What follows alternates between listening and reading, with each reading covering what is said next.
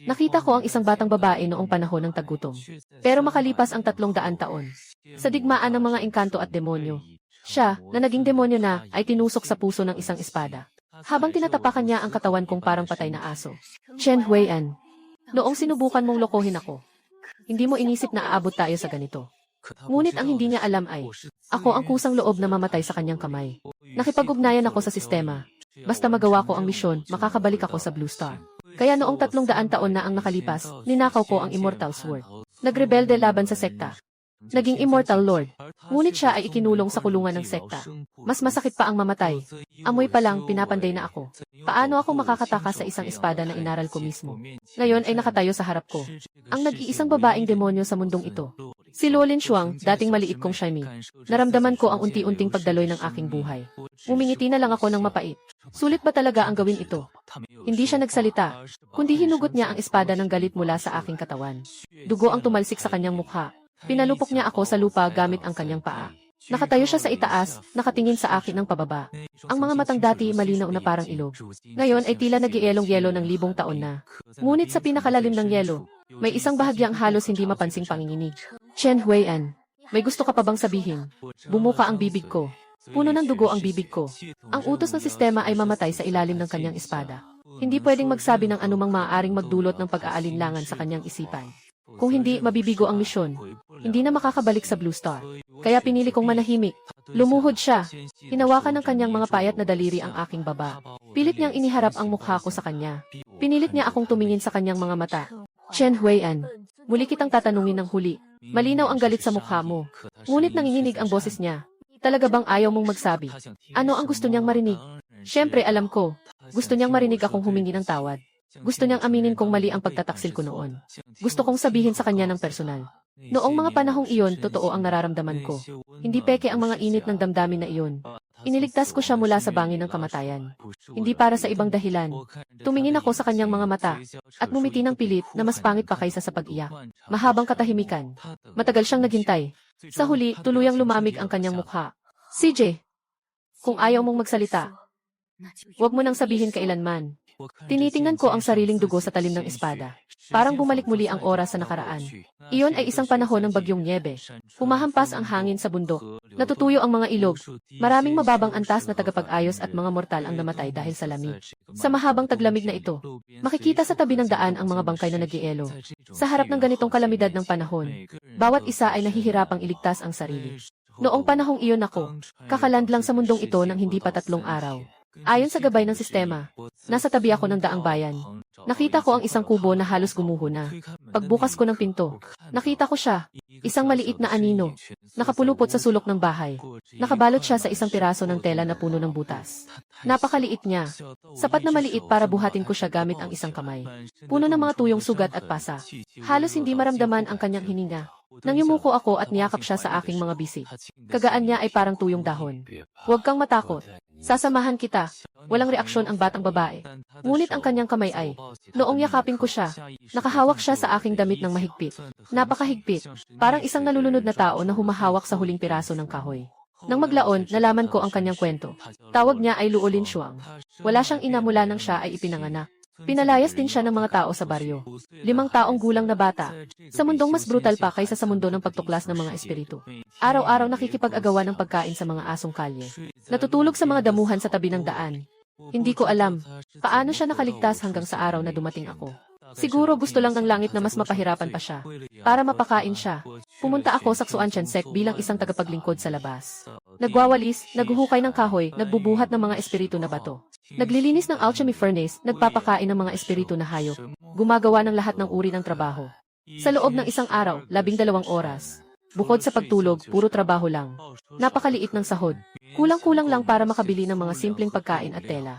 Ngunit lumaki si Luolin Shuang. Mula 5 taong gulang, naging 1-0 na siya. Mula 1-0 taong gulang, naging 15 na siya. Naging isang magandang dalagang payat at matangkad. Matalino siya. Mas magaling siya kaysa sa akin ng marami. Napansin ako ng isang matanda. Mula sa pagiging tagalinis, naging panlabas na disipulo ako. At 10 taon pagkatapos ay pumasok sa panloob na pintuan. Sumama siya sa akin sa Xuan Chansek. At naging aking nakababatang kapatid na babae sa paaralan.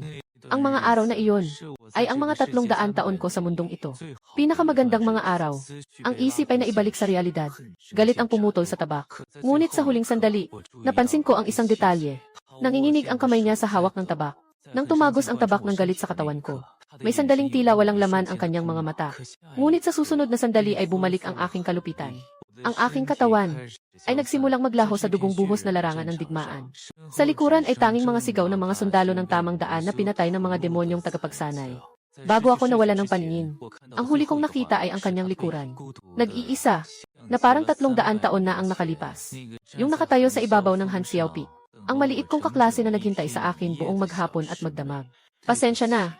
Sa huli, hindi ko pa rin nasabi ang 3 salitang iyon. Bumalik tayo sa 300 taon ang nakalipas. Sa 4 taon ko sa pagpasok sa inner sect ng Xuanchen sect. Noong panahon na, nasa huling bahagi na ako ng Golden Core. Kabilang sa mga kapwa-disipulo, itinuturing akong mahusay. Mas mabilis si Luo Lingshuang kaysa sa akin. Huli siya nagsimula, pero ang talento niya ay lagpas sa karamihan. Sa loob lamang ng ilang taon, nasa rurok na siya ng Golden Core. May mga palatandaan na malapit na siyang makalampas kay Yuan Wen. Sinasabi ng buong sekta na siya ay isang henyo na bihira makakita sa isang siglo. Nanghihinayang ako sa loob. Sa mukha niya, kitang-kita na parang isang master na tunay ang galing. Sa totoo lang, sobrang proud ko. Siyang batang pinalaki ko. Noong panahong iyon, si Luo Linshuang ay naitalaga sa treasury ng sekta. Bilang isa sa mga gwardya, ito ay tiwala at pagpapahalaga ng sekta sa kanya. Ding! Bagong misyon na inilabas. Layunin, magnakaw ng yaman ng Xuanchen sect ang halimaw na puno ng ulan. Paliwanag, pagsasama-sama ng mga puwersa ng demonyo upang lumikha ng kaguluhan.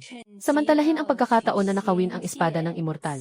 Ang espada na ito ay kailangan para sa huling yugto ng pag-aaral ng host. Gantimpala, direktang pag-angat ng lakas hanggang sa tuktok ng Nascent Soul. Dagdag pa ang immortal na uri ng kasanayan na himala ng kalangitan. Kapag tumanggi sa parusa, hindi ka na makakabalik sa Blue Star magpakailan pa man. Anong nakakatawa dito? Ako ay isang panloob na disipulo ng Xuanchen sect. At ako ang alagad ni Luo Linshuang. Pinapagawa mo akong taksil. Sistema, tumatanggi ako. Kung tatanggihan, permanente kang maikukulong sa estado ng paglalakbay sa panahon. Wala nang posibilidad na makabalik sa Blue Star. Paalala sa host, si Ina, Jiang Yixui ang iyong tagapag-alaga sa Blue Star. Dahil sa iyong pagkawala, labag na labag ang kanyang kalagayan ng pag-iisip. Sa kasalukuyan, naglalagay siya ng mga poster ng paghahanap. Nakapagproyekto siya ng isang larawan sa aking isipan. Nakatayo ang aking tita sa kalsada. Punong-puno ng luha ang kanyang maputlang mukha. Maihawak siyang isang piraso ng poster na mailarawan ko. Nilalagay niya ito sa hangin, isang-isa, sa gitna ng niebe. Namamaga ang mga kamay dahil sa lamig. Nangangalit habang naglalagay. Sa sandaling iyon, nanigas ako. Si Tia ang tanging kamag-anak ko. Hindi siya mas matanda sa akin ng higit sa 0 taon. Ngunit nang mamatay ang mga magulang ko sa aksidente sa sasakyan, siya lang ang nagpalaki sa akin. Hindi siya nag-asawa. Walang sariling anak. Lahat ng pagmamahal ay inilalaan niya sa akin. Nagtatrabaho siya ng 2 trabaho sa labas. Para mapaaral ako. Naglilinis ng damit at nagluluto para sa akin. Sa panahon ng sakit, magdamag siyang nakabantay sa tabi ko. Hindi siya ang aking ina. Pero mas marami pa siyang ginawa kaysa sa isang ina. At ako ay nakalipat sa lugar na ito na parang bangungo. Pagkalipas ng ilang dekada, kahit na magkaiba ang daloy ng oras sa Blue Star at dito. Ayon sa sistema, matagal nang lumipas sa Blue Star. Siguradong akala ni tita na patay na ako. Siguradong akala niya na ang tanging kamag-anak niya ay nawala na sa mundo. Pumikit ako. Ang dugo ay umaagos sa buong katawan. Matagal na ang nakalipas. Bumukas ang aking mata. Tanggap ko ang misyon. Ngunit hindi ko inasahan. Ang 4 na salitang ito, naging dahilan upang isulong ko si Luo Linshuang sa kailaliman. Upang masiguro na walang mali sa plano, ginawa ko ang pinakamahalagang paghahanda. Ang mga demonyong mag-aaral ay matagal nang nagnanais sa mga kayamanan ng Xuanchen sect. Binigyan ko sila ng isang panig na tauhan. Tanggap nila ng masaya. Ang tanging problema ay si Luo Linshuang. Isa siya sa mga tagapangalaga ng Treasure Pavilion. Kung siya ay, sa kanyang lakas at pagiging alerto, hindi makapasok ang mga tao ng demonyo. Kailangan kong ilihis siya. Kaya't sumulat ako ng liham. Nakasulat sa liham, mahal kong nakababatang kapatid. Natagpuan ng nakatatandang kapatid ang 1,000 taong yelo ng espiritu sa bundok ng Hanxia. Makatutulong ito sa iyo upang makalampas sa Yuaning. Abala siguro ngayong araw. Hindi siya makaalis. Hindi siya makaalis. Pumunta ka muna sa tuktok ng malamig na gabi at hintayin mo ako. Bago magdilim, tiyak na mararating ko. Alam kong pupunta siya. Dahil kung may isang tao sa mundong ito, na kanyang lubos na pinagkakatiwalaan, iyan ang aking disipulo. Sa katunayan, ako ang nagdala sa kanya mula sa malamig na yelo. Ako ang nagbigay sa kanya ng pangalan. Tinuruan siyang magbasa at sumulat. Tinuruan siyang mag-ensayo. Ako ang nakaupo sa tabi ng kanyang kama. Noong siya ay nagising mula sa masamang panaginip, paulit-ulit niyang sinasabi na nandito si Shire. Huwag mag-alala. Paano niya ako hindi paniwalaan? May nakasulat pa sa sulat na tama. Ling Shuangshire. May isang sorpresa akong ibibigay sa'yo. Noong araw, pumunta siya sa Han Xiaofeng. Suot ang suot ko dati na ibinigay sa kanya. Yung light blue na bestida. Isinususuot lang niya ang damit na iyon kapag siya ay pinakamasaya. Pero naghintay siya sa tuktok ng bundok ng buong araw. Mula pagsikat ng araw hanggang paglubo. Hanggang sa nagsimulang umihip ang hangin at bumagsak ang niebe. Lumamlam ang kalangitan. Hindi niya naabutan ang pinakaintay niyang guro. Ang dumating ay ang tagapamahalang elder ng sekta. At isang balita, si Chen Huaian ay nakipagsabuatan sa mga puwersa ng masamang daan. Upang nakawin ang mahalagang espada ng sekta, ang espada ng ulan. At tumakas mula sa Xuanshan sect. Si Luo Linshuang, bilang tagapangalaga ng Treasury Pavilion, ay umalis sa kanyang tungkulin. Mayroon kang posibilidad na maging kasabwat. Si Luo Linshuang ay may malapit na ugnayan kay Chen Huaian. Di siguradong nagkasundo na sila noon pa man. Huwag mong isipin na puro dangal ang itsura niya palagi. Baka matagal na siyang may lihim na ugnayan sa taong iyon. Ang mga salita ng marami ay parang ginto. Pinagsikapan niyang ipaliwanag, ngunit walang naniwala. Lahat ay nagtuturo sa kanya bilang isang taksil. Pinakulong siya ng samahan. Pinilas ang mga kalamnan at buto. Pinatawa ng mabigat na parusa. Sa madilim at basang piitan na iyon, nabali ang kanyang mga buto. Pinainom ng lason. Ginamit ang ipinagbabawal na sining para hanapin ang kaluluwa. Ngunit naniniwala pa rin siya sa kanyang nakatatandang kapatid sa paaralan. Sa mga gabing siya ay pinahirapan. Gusto niyang makita yung anino na itinuturing niyang liwanag. Pero sa huli, walang sinuman ang dumating para iligtas siya. At ako ang nagsimula nito. Nasa malayo, gamit ang Rain Immortal Sword na nakuha ko mula sa demonyo. Nagpapataas ng aking cultivation ng sabay-sabay. Pagkatapos makuha ang espada ng diwata, agad kong pinatay lahat ng mga demonyong kultista. Nasiyahan ang sistema. Sa ikatlong taon ng pagkakakulong kay Luo Linshuang, nawala siya. Nawala siya mula sa bilangguan. Hinukay ng sekta ang buong bundok ngunit hindi siya natagpuan. Walang nakakaalam kung saan siya napunta. Buhay o patay. Hanggang sa 300 taon ang lumipas. Lumabas sa lupain ng Luoyon. Ang kauna-unahang babaeng demonyong may antas na Tianzun. At ang kanyang pangalan ay Luo Linshuang. Matindi ang kanyang puso at kamay.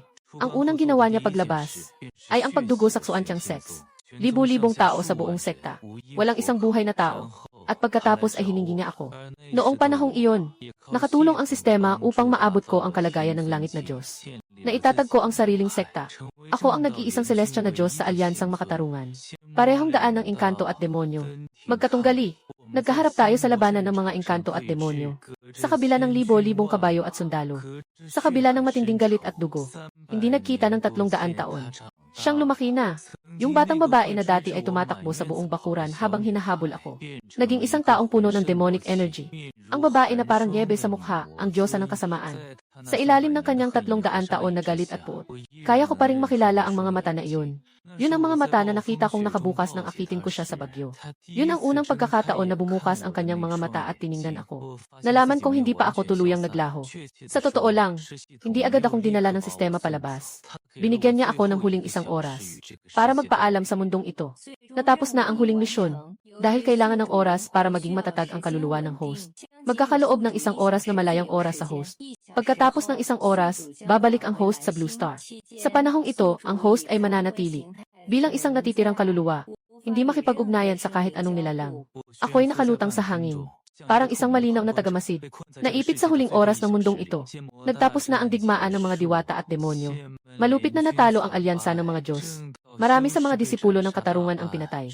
Ang natira ay sumuko na lamang. Kailangan itong gumuho. Si Luo Linshuang ay umalis sa labanan na nag-iisa, sumakay sa hangin. Ngunit siya ay pumunta lamang sa isang lugar. Bundok ng Hanxiao. Ito ang dating lugar ng Xuantiangong. Isang beses, ito ay isang dakila at magarang sekta. Ngunit ngayon, ito ay naging guho matapos niyang pagdambong ng dugo. Sa mga natitirang pader, puno ng mga damo ang paligid. Ang dating malaing kantong aura ay naging isang malalim na katahimikan. Nakatayo siya sa gilid ng bangin. Sa ibaba ay isang napakalalim na bangin. Ang makapal na ulap ay umiikot. At sa gilid ng bangin ay may isang matandang pine tree. Ang mga sanga nito ay matatag na parang dragon. Ang mga karayom ng pin ay luntian at tila tumutulo. Sa gitna ng mga guho na ito ang tanging bagay na buhay pa. Dahil ang punong ito ay itinanim namin ni siya. Noong unang taon niya sa Xuantiangong, katatapos lang ng taglamig, nagsisimula ng matunaw ang niebe ng tagsibol. Nakita niya ang isang buto ng pino sa bundok. Tumakbo siya papunta sa akin, na may maliwanag na mga mata at sinabi, "Mag-aaral, magtanim tayo ng isang puno." Tinanong ko siya kung bakit siya magtatanim. Sabi ng senior brother ko, Ang pin ay ang pinakamatibay na puno. Hindi matitinag ng hangin at niebe. Hindi matamaan ng kidlat at apoy. Nais din niyang maging matatag tulad ng pin. CJ, kaya, nagtayo kami ng isang hukay sa tabi ng bangin sa Feng Xiaopi. Inilibing namin ang mga pine nut dito. Seryosong binuhos niya ng tubig. Kinuha pa niya mula sa kanyang dibdib ang isang pulang tali. Iginapos niya ito sa isang bato sa tabi. Sabi niya ay panalangin ang pangarap. Tinanong ko siya kung ano ang kanyang hiningi. Itinagil niya ang kanyang mga kamay sa likod. Bahagyang namula ang kanyang mukha. Hindi ko sasabihin sa iyo. Ipinapakita ko sa iyo. At pagkatapos ay bumulong siya. Bulong na halos hindi marinig. Naway huwag na huwag umalis si Shixong kay Ling Shuang. Kapag lumaki na si Ling Shuang, dapat magpakasal sa kuya sa sekta. Pagkalipas ng 300 taon, ang peanut ay lumaki na bilang isang malaking puno. At ang dalawang nagtanim ng puno. Isa ay naging makapangyarihang demonyong sumisira ng mundo. Isa naman ay naging naglilipa ng kaluluwang wasak. Tinitingnan ko si Luolin Shuang na nakatayo sa harap ng punong pin. Inabot niya ang kanyang kamay. Dahan-dahang hinahaplos ang magaspang na puno. Pagkatapos ay dahan-dahan siyang yumuko. Naupo sa tabi ng ugat ng puno. Yumakap sa kanyang mga tuhod. Malalaking luha ang dumadaloy sa kanyang mga pisngi. At tumatama sa tuyong mga dahon. 300 taon. Si Lord Demon Luolin Shuang sa harap ng maraming mga cultivator. Hindi kailanman umiyak kahit isang patak. Nang siya ay pinahirapan sa bilangguan ng Suantiangong, hindi siya umiyak. Nang naganap ang pagdanak ng dugo sa sekta, hindi siya umiyak. Nang patayin nila ako, hindi siya umiyak. Ngunit sa sandaling ito, harap-harapang nakatayo sa harap ng matandang pine tree. Umiiyak siya na parang bata. Tulad ng noong siya ay 5 taong gulang. Nakatagilid sa loob ng bahay na gawa sa damo. Umiiyak siya sa paraang hindi makapaghintay ng sinuman. Nakatayo ako sa likod niya. Inabot ko ang kamay para haplusin ang kanyang ulo. Ngunit dumaan ang kamay ko sa kanyang buhok. Walang nahawakan. Chen Huiyan, niloko mo ako. Tahimik na nagsalita ang aking natitirang kaluluwa sa likod niya. Patawad, Ling Shuang. Hindi siya makarinig. Walang nakakarinig. Gusto ko sanang niyayakap siya. Gusto kong gaya noong bata pa kami, niyayakap ko siya sa dibdib. Ulit-ulitin ko ang sinasabi. Nandito si Kuya. Nandito si Mayong. Huwag kang matakot. Pero hindi na ako. Kanyang senior brother. Isa lamang akong piraso ng nalalabi kong kaluluwa na unti-unting naglalaho. Mabilis ang isang oras. Nagsisimula nang maging mas malinaw ang aking nalalabi kong kaluluwa. Uuwi na ako bago tuluyang mawala. Huling tiningnan ko siya. Nandyan pa rin siya nakaluhod. Yumakap sa mga tuhod. Parang isang sugatang maliit na hayop. Natutupi sa ilalim ng matandang punong pino na nagdadala ng kanyang pinakamahalagang alaala. Paalam, Ling Shuang. Ang aking kamalayan ay lumulubog sa walang hanggang dilim. Ngunit ang kwento ni Luolin Shuang ay hindi nagtapos sa ilalim ng punong iyon. Sa lugar na hindi ko alam, sa linya ng oras na hindi ko makita, siya ay umiyak ng matagal sa tuktok ng Hansiao. Matagal hanggang ang langit ay mula sa dapit hapon naging gabi. At mula sa gabi naging madaling araw. Pagkatapos niyang umiyak, tumayo siya at pinunasan ang kanyang mga luha. Pagkatapos ay bumaba siya ng bundok. Pumunta siya sa Demon Sect. Tinawag ang isang nakatatandang tao. Ang nakatatandang ito ay isa sa mga nagligtas sa kanya mula sa bilangguan ng Suanshan Sect noon. Palagi sanang iniisip ni Luolin Shuang na makakatakas siya, dahil ang nakatatandang ito ay nagligtas sa kanya para sa isang tiyak na layunin. Ngunit ngayon ay nagpasya siyang linawin ito, dahil may isang katanungan na patuloy na bumabagabag sa kanya. Bakit nakipagsabuatan si Chen Huaiyan sa mga demonyo para magnakaw ng espada ng mga immortal? At bakit siya ay nasagip ng mga demonyo pagkatapos? Napakasakto na parang hindi na lang pagkakataon. Nang tawagin ang matanda sa harap ni Luolin Shuang, nagbago ang kanyang mukha. Napansin niya ito sa kanyang antas bilang isang tiyansun. Napansin niya ang biglaang pagbilis ng tibok ng puso ng matanda. Hindi mo siya matatakpan. Tatanungin kita ng isang bagay. 300 taon na ang nakalipas, iniligtas mo ako mula sa piitan ng Suanshan Sect. Kanino utos iyon? Sagot ng Demon Lord. Iyon ay sariling desisyon ko. Iniisip ko na ang Demon Lord ay may pambihirang talento. Nagsisinungaling ka. Nakaluhod ang matanda sa lupa. Trembling siya na parang butil ng bigas. Yung mga maliit na galaw niya, hindi maitatago sa mga mata ni Luolin Shuang. Hindi na siya binigyan ng pagkakataon para magtanggol. Ang espiritual na bato ng Chansun. Direktang pinadapa ang depensa ng kaluluwa ng matanda. Sumisid ito sa kailaliman ng kanyang alaala. Paghahanap ng kaluluwa, ang alaala ng matanda ay parang pahina ng libro na bumubukas sa harap niya. Nakita niya ang lahat. Nakita niya ang isang batang lalaki na nakasuot ng damit. Nagamit ang kanyang sariling kaluluwa at dugo. Paunti-unting ginawang mga pattern ng pagbabawal. Napilit na tinakpan ang kamalayan ng matandang ito. Naging isang tuta na sumusunod sa utos. Yung mukha ng binata, sobrang pamilyar niya. Chen Huaiyan. Nang makita niya si Chen Huaiyan sa pamamagitan ng tuta na ito, nakaplano ng isang perpektong pagtakas. Sa pagitan ng pagbabago ng schedule, bawat hakbang ay sobrang eksakto. Nakakita pa siya ng mas marami pang bagay. Higit pa sa kanyang inaasahan. Nakita niya si Chen Huaiyan noong panahon ng Yuan Infant. sa isang paraan ng hamon na lampas sa antas. Kasama ang isang sinaunang halimaw na nasa tuktok ng Divine Transformation. Nag-away sila ng 3 araw at 3 gabi. Sa larawan, makikita siyang duguan ang buong katawan. 6,000 ang nabali. Hinila ang kaliwang braso hanggang sa maputol. Hinila talaga ang kaliwang braso. Nabalutan ng dugo ang buong mukha niya. Halos hindi na niya mabuksan ang mga mata. Pero tumayo pa rin siya. Ulit-ulit. Bawat beses na tinulak ng halimaw na iyon. Umiwi siya ng ngipin at umaakyat mula sa mga batong basag. Itinataas ang espada ng ulan, na nakatayo ng baliko, parang isang ipis na hindi natitinag at hindi namamatay. Ang halimaw ay naggangalit na umuungal sa kanya. Ngunit si Chen Huaian ay sumuka ng dugo, at sa kanyang labi ay may ngiti pa. Iyan lang ba ang kaya mo? Nandyan pa siya sa loob. Kung hindi mo pa rin maresolba ito, malalaman niya na ako'y nandito. Siya, sino siya? Hinawakan ni Luolin Shuang ang kanyang daliri sa palad. Alam na alam niya kung sino siya. Siya yung natrap sa malalim na bahagi ng relic. Patuloy ang pag-ikot ng larawan. Nakikita niya si Chen Huaian na pagod matapos pumatay ng demonyo. Nakahiga sa dagat ng dugo at nawala ng malay ng kalahating araw. Ang unang ginawa niya nang magising ay utusan ang mga papet na linisin ang lahat ng baka sa lugar. Nang walang natitirang kahit kaunti. Nakita rin niya ang iba pa. Yung pagkakataon na nakatagpo siya ay lifu sa isang lihim na lugar. Ay nang si Chen Bian ay pumasok sa lihim na lugar 3 araw ng maaga. At ginamit ang tunay na enerhiya upang sirain ang susi ng ambush formation. Ginawang isang maling alarma ang bitag na iyon. Ang sinaunang aklat ng mahika na kanyang natuklasan ng hindi sinasadya ay inabot ng 2 taon ni Chen Huaian. Nakunin mula sa isang ipinagbabawal na lugar ng may panganib sa buhay. At pagkatapos ay inilagay ito sa ruta na tiyak niyang dadaanan gamit ang isang puppet.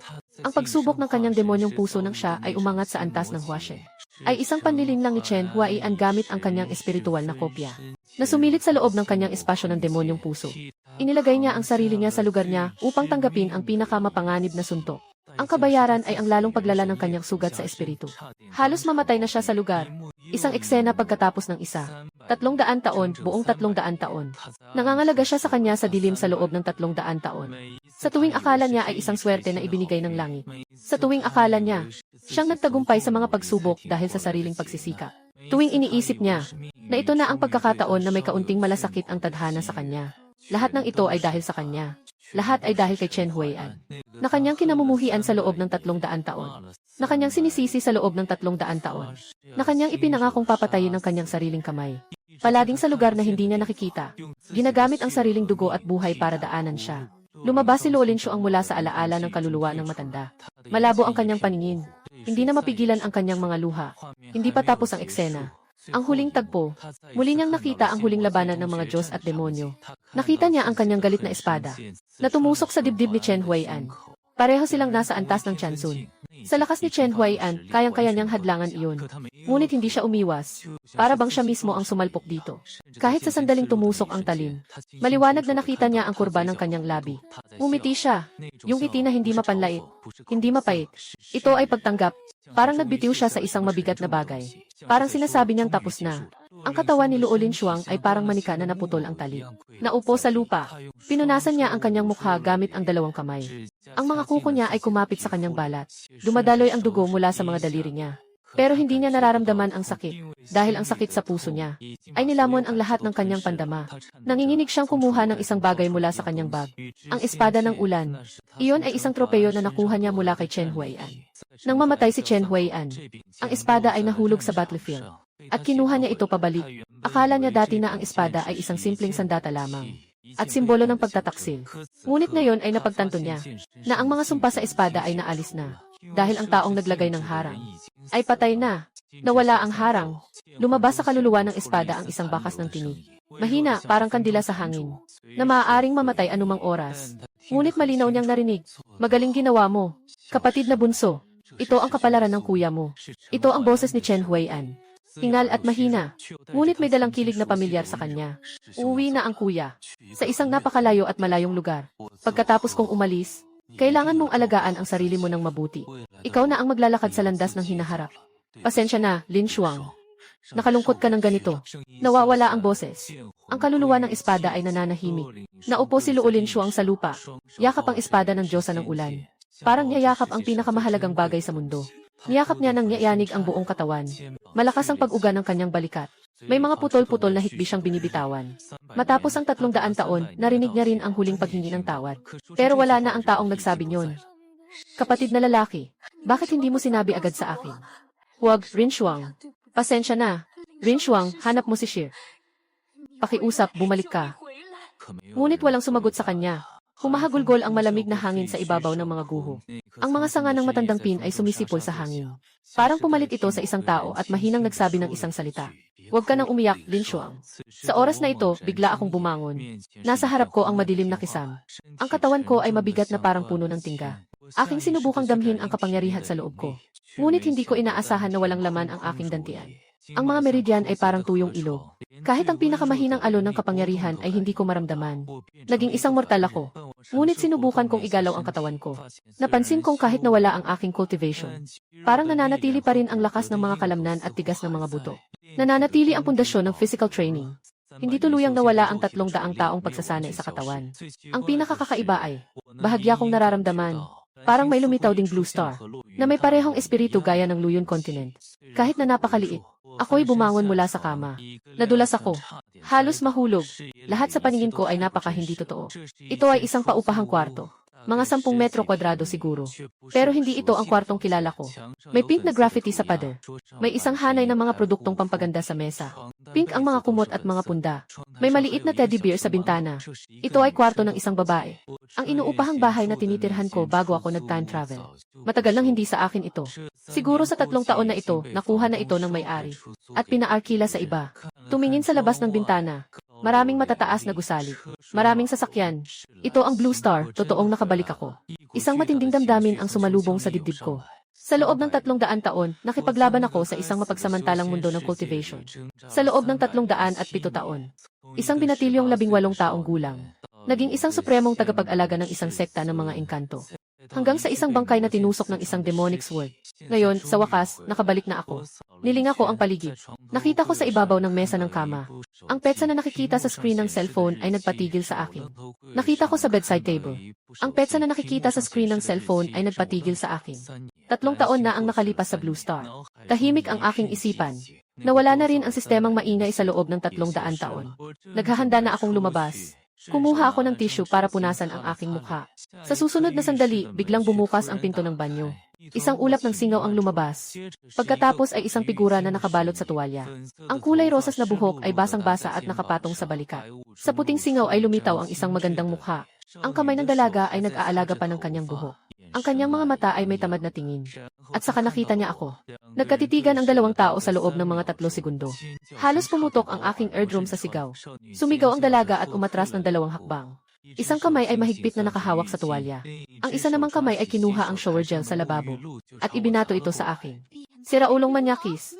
Paano ka nakapasok? Lumayas ka. Tumpak na tinatamaan ng botelya ng body wash ang noo ko. Sakit na sakit, napaatras ako. Sandali, sandali. Hindi ako baliw. May paliwanag ako. Walang kwenta ang paliwanag. Tatawag na ako ng pulis. Talagang kinuha niya ang telepono niya para tumawag. Naririnig ang malakas na pagbukas ng pinto mula sa labas. Anong nangyayari sa loob? Gusto mo bang tawagan ang pulis? Tapos na. Hindi na maintindihan. Kung magpapaligoy-ligoy pa tayo, baka akalain nilang baliw tayo. Tumalikod ako, binuksan ang bintana at tumalon palabas. Nasa 2 palapag ito. Mga 8 hanggang 9 na metro ang taas. Kung ordinaryong tao, hindi mamamatay, mananakit ang katawan sa pagtalon na ito. Ngunit napansin kong bahagyang yumuko ang aking mga tuhod ng tumama sa lupa. Matatag ang pagkakatapak ng aking mga paa sa lupa. Walang kahit kaunting pag-uga. Tunay ngang nananatili pa rin ang pundasyon ng aking pagsasanay.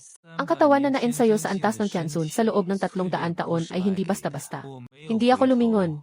Tumakbo ako ng mabilis. Hinahangin ang mukha ko. May dalang amoy ng usok ng sasakyan mula sa bituin ng asul. At alikabok ng lungsod. Hindi kaaya-aya pero pamilyar. Tumakbo ako sa kalsada ng mahigit 10 minuto. Nang matiyak kong walang humahabol, tumigil ako. Nakayuko ako at humihingal. Sa billboard sa tabi ng kalsada, may mga balitang hindi ko maintindihan. Mabilis ang lakad ng mga tao sa kalsada. Karamihan sa kanila ay mayroong tensyon at pag-ingat. Hindi ito normal. Naalala ko dati sa kalye na ito. Puno ng mga tao na naglalakad-lakad.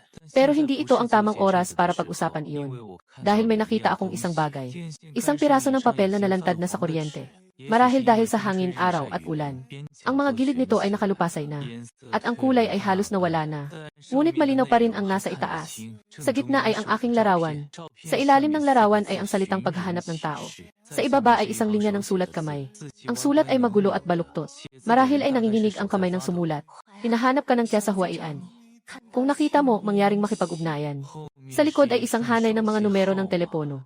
Nakapangalan kay Jayang Giksun. Ako ay nakasubsob sa ilalim ng poste ng kuryente. Tumingin ako sa papel ng matagal. Sobrang tagal hanggang sa ang mga dumadaan na mga babae ay nagbigay ng kakaibang tingin. Tita, ako ay nakabalik na. Sa wakas, nakabalik na ako. Tumakbo ako patungo sa bahay, sumusunod sa alaala. Malapit lang ang subdivision kung saan nakatira si Kya. Mga 3 istasyon ng bus ang layo. Noong araw-araw akong naglalakad dito papunta sa eskwela. Kahit nakapikit, hindi ako maliligaw. Pagdating ko sa gate ng subdivision, ang tibok ng puso ko ay sobrang bilis. Halos parang lalabas na sa lalamunan ko. Pumasok sa pasilyo. Umakyat sa itaas. Nakatayo sa harap ng pinto na labis na pamilyar sa alaala. Huminga ako ng malalim.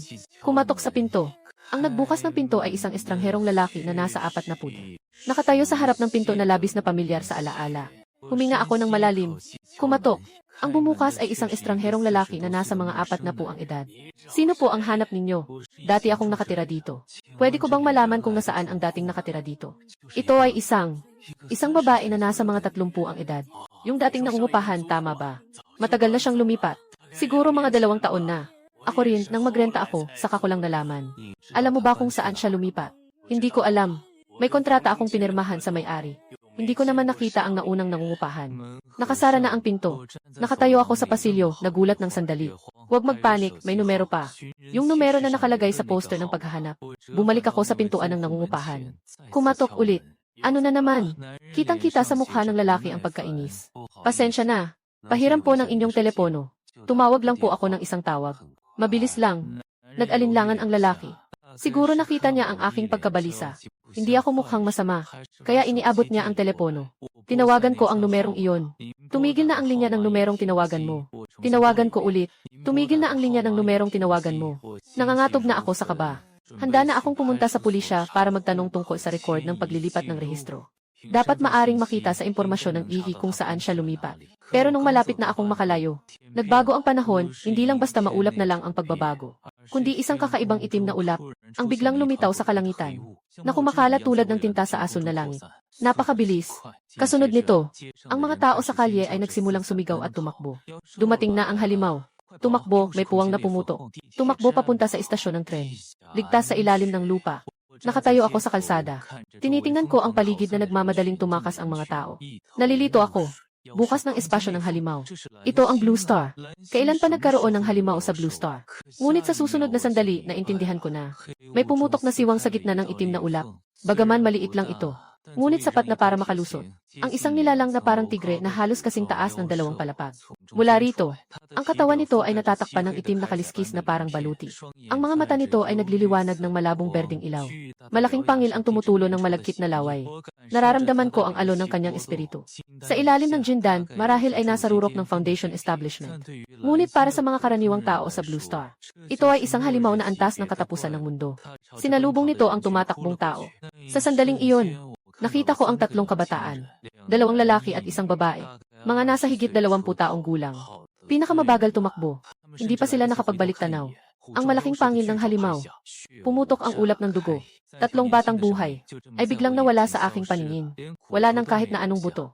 Hinawakan ko ng mahigpit ang kamao ko. Sinubukan kong i-activate ang enerhiya sa loob ko. Wala talaga. Hindi ko maabot kahit ang threshold ng key training stage. Pero kitang-kita ko ang kalunos-lunos na kalagayan ng 3 tao. Malapit na siguro ako mapunta sa kanila. Walang pakialam kung may cultivation o wala. Ako rin dati ay isang Diyos. Sumulong ako at tumakbo. Ang 300 taon ng laban ay nagbigay sa akin ng lakas upang tumalon. Isang suntok ang tumama sa gilid ng liig ng halimaw. Kasunod nito ay ang malalim na tunog ng pagkabangga. Ang malaking puwersa ng pag-urong ay bumalik sa aking braso. Naramdaman kong nanginginig ang buong braso ko. Ngunit ang halimaw ay napaatras ng 2 hakbang mula sa aking suntok. Ito ay naglalabas ng isang hindi mapalagay na ungol. Ang mga berdeng mata ay matinding nakatitig sa akin. Ngunit ang halimaw ay napaatras ng 2 hakbang sa isang suntok ko. Ito ay naglalabas ng isang hindi mapalagay na ungol. Ang mga berdeng mata ay matinding nakatitig sa akin. Parang hindi makapaniwala na ang isang mortal ay kayang makagalaw sa kanya. Ako rin ay medyo nagulat, kahit na wala akong kapangyarihan. Ngunit ang lakas ng katawan na ito ay lampas sa aking inaasahan. Bagamat ang naipasa na pagsasanay sa katawan ay hindi umabot sa 1-0. Ngunit ang antas ng tiyanson ay hindi biro. Muling umatake ang halimaw. Umusod ako sa gilid upang makaiwas. Kasabay nito, nahawakan ko ang isang nakalantad na bakal. Sa mga guho ng gusali sa tabi ng daan, mga 1 metro at 2 pulgada ang haba. Laki ng braso. Inalis ko ito ng isang kamay. Kahit na walang espiritual na lakas na maipapasok. Mayroon akong ibang bagay. Iba ang lakas ng kaluluwa sa lakas ng espiritu. Ang lakas ng kaluluwa ay kapangyarihan sa antas ng orihinal na espiritu. Kahit na ang aking pagsasanay ay bumagsak sa zero. Nandyan pa rin ang balangkas ng orihinal na espiritu sa antas ng Diyos. Nananatili pa ang natitirang lakas ng kaluluwa. Ibinuhos ko ang natitirang lakas ng kaluluwa sa bakal. Isang karaniwang basura sa konstruksyon. Sa aking mga kamay, naging isang sandatang naglalabas ng banayad na liwanag. Naramdaman ng halimaw ang panganib. Nagsalita ito ng galit na sigaw. Ngunit handa na akong kumilos. May isang malakas na hiyaw ng hangin na dumaan mula sa likuran.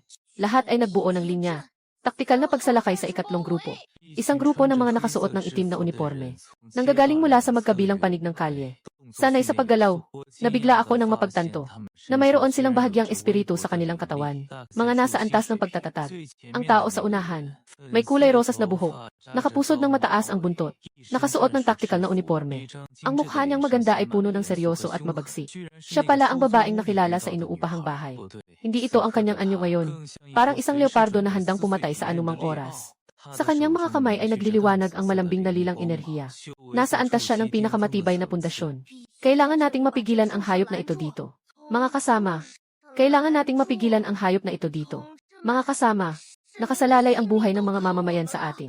Isang utos mula sa kanya. 10 tao na nakasuot ng itim ang sabay-sabay na naglabas ng kanilang espiritual na kapangyarihan. Nagtayo ng isang pader ng pagsasanib. Ang espiritual na kapangyarihan ay nag-ugnay at naging isang lambat. Nakapaloob ang halimaw na tigre sa gitna. Matinding laban. May mga nasugatan. May mga naitapon palayo. Ngunit sa huli, sa utos ng batang babae, nagawa nilang patayin ang halimaw.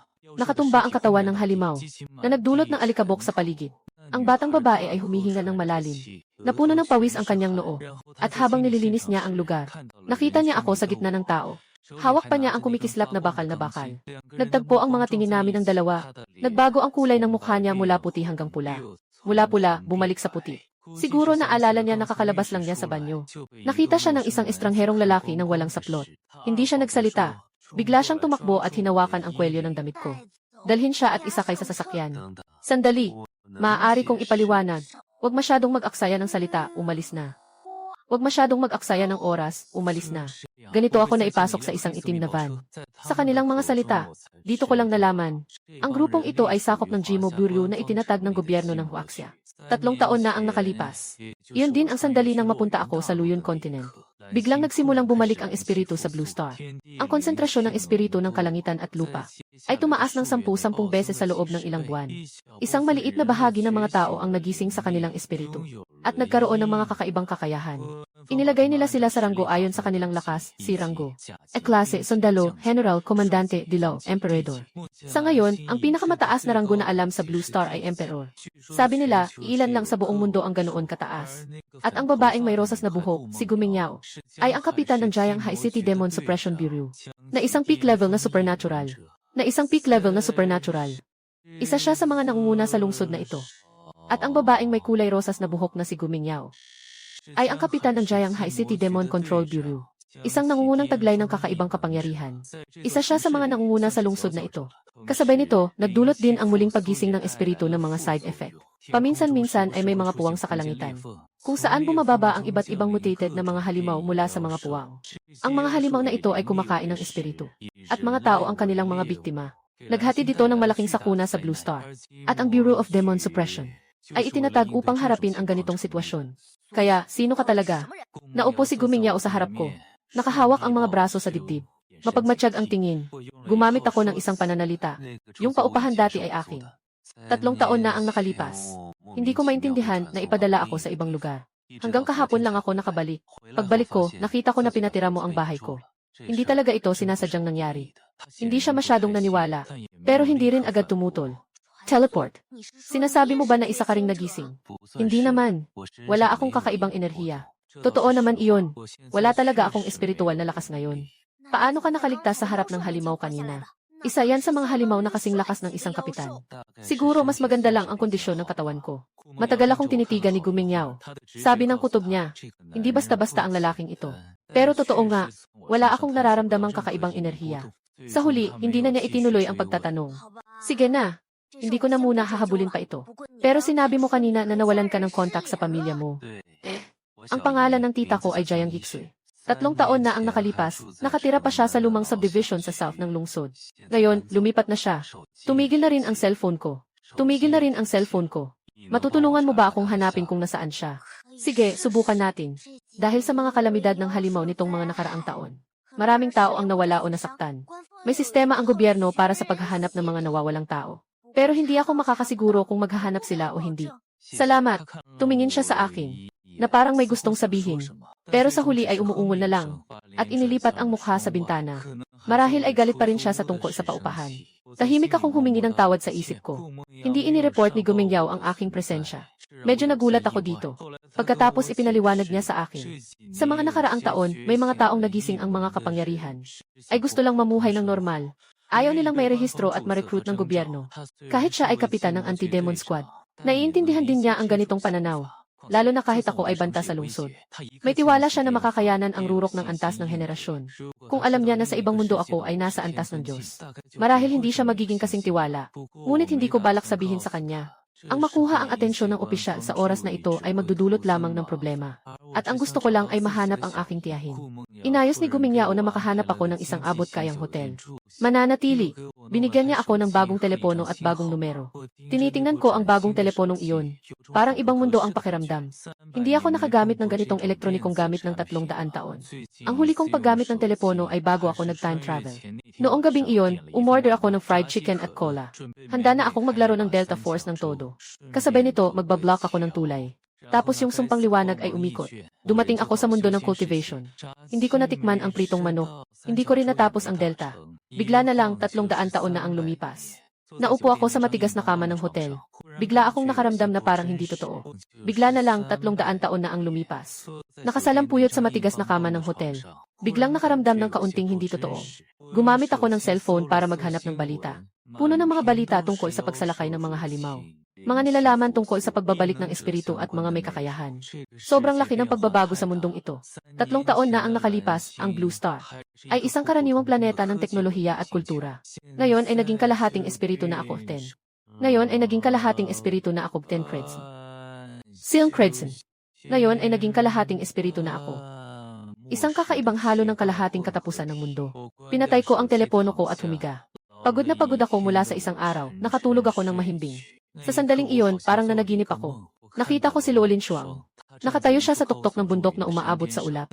Iyon ang tuktok ng lupain ng demonyo. Ang sentro ng kanyang kapangyarihan. Ang rurok ng imperyong kanyang itinayo gamit ang sariling kamay. Ang gabi ay kasingitim ng tinta. Ang mga bituin ay kumikislap.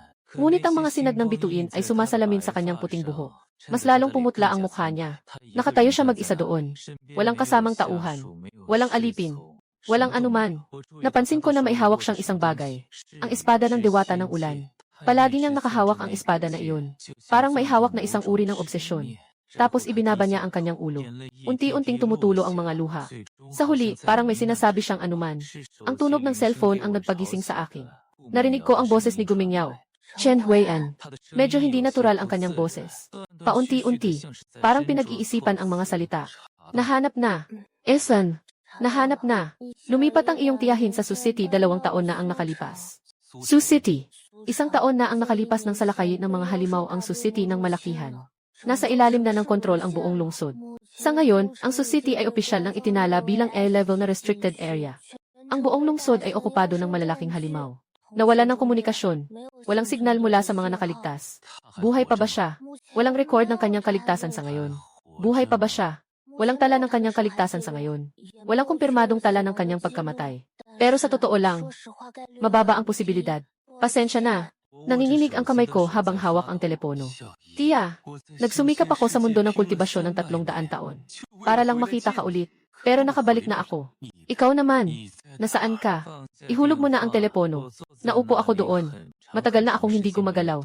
Parang baha ang mga alaala na bumaha sa aking isipan. Noong bata pa ako, nagkasakit. Yaya ang yayakap sa akin at tumakbo ng 10 ilang kalye. Hanggang sa nakakita kami ng klinikong nakabukas pa ang pinto. Basang-basa ang damit niya sa pawis. Nanginginig ang braso niya habang yayakap ako.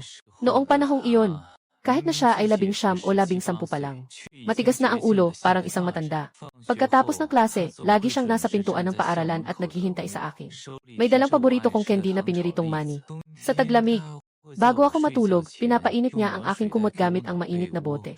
Sabi niya, hindi makakatulog ng maayos kung malamig ang kumot. Noong taon ng pagsusulit, naghintay siya sa labas ng exam hall ng buong araw. Kahit tanghalian, hindi siya kumain. Hindi siya nagsasabi na pagod siya. Hindi niya kailanman sinasabi na mahirap. Alam ko kung gaano kahirap sa kanya na palakihin ako ng mag-isa. Isang babaeng hindi pa kasal. Nag-aalaga ng isang batang hindi niya tunay na anak ng mag-isa. Ibinigay niya ang kanyang pinakamagandang panahon para sa akin. Mula sa labas ng bintana ay may maririnig na matinis na alarma. Lumabas ang emergency notification sa telepono. Babala sa paglusob ng mga halimaw. Mangyaring agad na pumunta ang mga mamamayan sa mga underground na pasilidad para sa kanlungan. Ulit na naman. Mga halimaw na naman. Pero hindi naman ako gumalaw. Yung mga likas na instinct para umiwas. Makatwirang pag-iisip. Pagnanais na mabuhay. Lahat ay natabunan ng isang mas primitibo at mas marahas na damdamin. Galit sa loob ng 300 taon. 300 taon akong nagtiis ng kahihiyan. Lahat ay natabunan ng isang mas primitibo at mas marahas na damdamin. Galit sa loob ng 300 taon. 300 taon akong nagtiis ng kahihiyan. Gumamit ng anumang paraan para ipagtaksil ang lahat. Para lang makabalik. Bumalik na siya. Nawalan siya ng mahal sa buhay. Wala ng bahay, wala ng lahat. Ang tanging natira ay ang buong mundo ng mga halimaw at mga guho. Tumayo ako. Lumapit sa bintana. Pumasok ang malamig na hangin. Kasama ang tunog ng malalayong pagsabog at mga sigaw. Mahigit 20 metro ang lalim sa ibaba ng unang palapag. Nasa ilang palapag ang hotel. Umakyat ako sa bintana. Nandito ang magulong kalye sa ibaba. May mga halimaw na humahabol sa mga tao na tumatakbo. Pero sa sandaling iyon, bigla akong nakaramdam ng kakaibang pakiramdam. May isang bagay sa loob ko na kumikilos. Parang isang ilog na matagal nang natutulog. Nagsisimula ng matunaw ang yelo. Ang maliliit na hibla ng espiritu ay kusang pumapasok mula sa langit at lupa papunta sa aking katawan. Sa tuyong ilog sa aking dantian, may isang bahagyang kislap ng tubig. Hindi marami pero totoo. Sa antas ng paglinang ng enerhiya, isang araw lang, nang bumalik ako kahapon, ang katawan ko ay nanatiling isang ordinaryong tao. Ngayon ay kusang nagsimulang sumipsip ng espiritual na enerhiya. Parang ang dati kong antas ng pagsasanay ay unti-unting muling nagigising. Nananatili pa rin ang lalagyan ng eliksir ng antas ng Diyos. Nananatili pa rin ang dati kong landas ng pagsasanay. Nasa proseso pa rin ang pag-unawa sa diwa. Ngayon ay ibinubuhos lang ang yelo pabalik. Ang bilis ay lampas sa karaniwan. Ang espiritual na lakas sa yugto ng pagsasanay ay talagang kaunti. Ngunit sapat na ang aking 300 taong pag-unawa sa diwa at mga pamamaraan. Tumalon ako mula sa ika-11 palapag.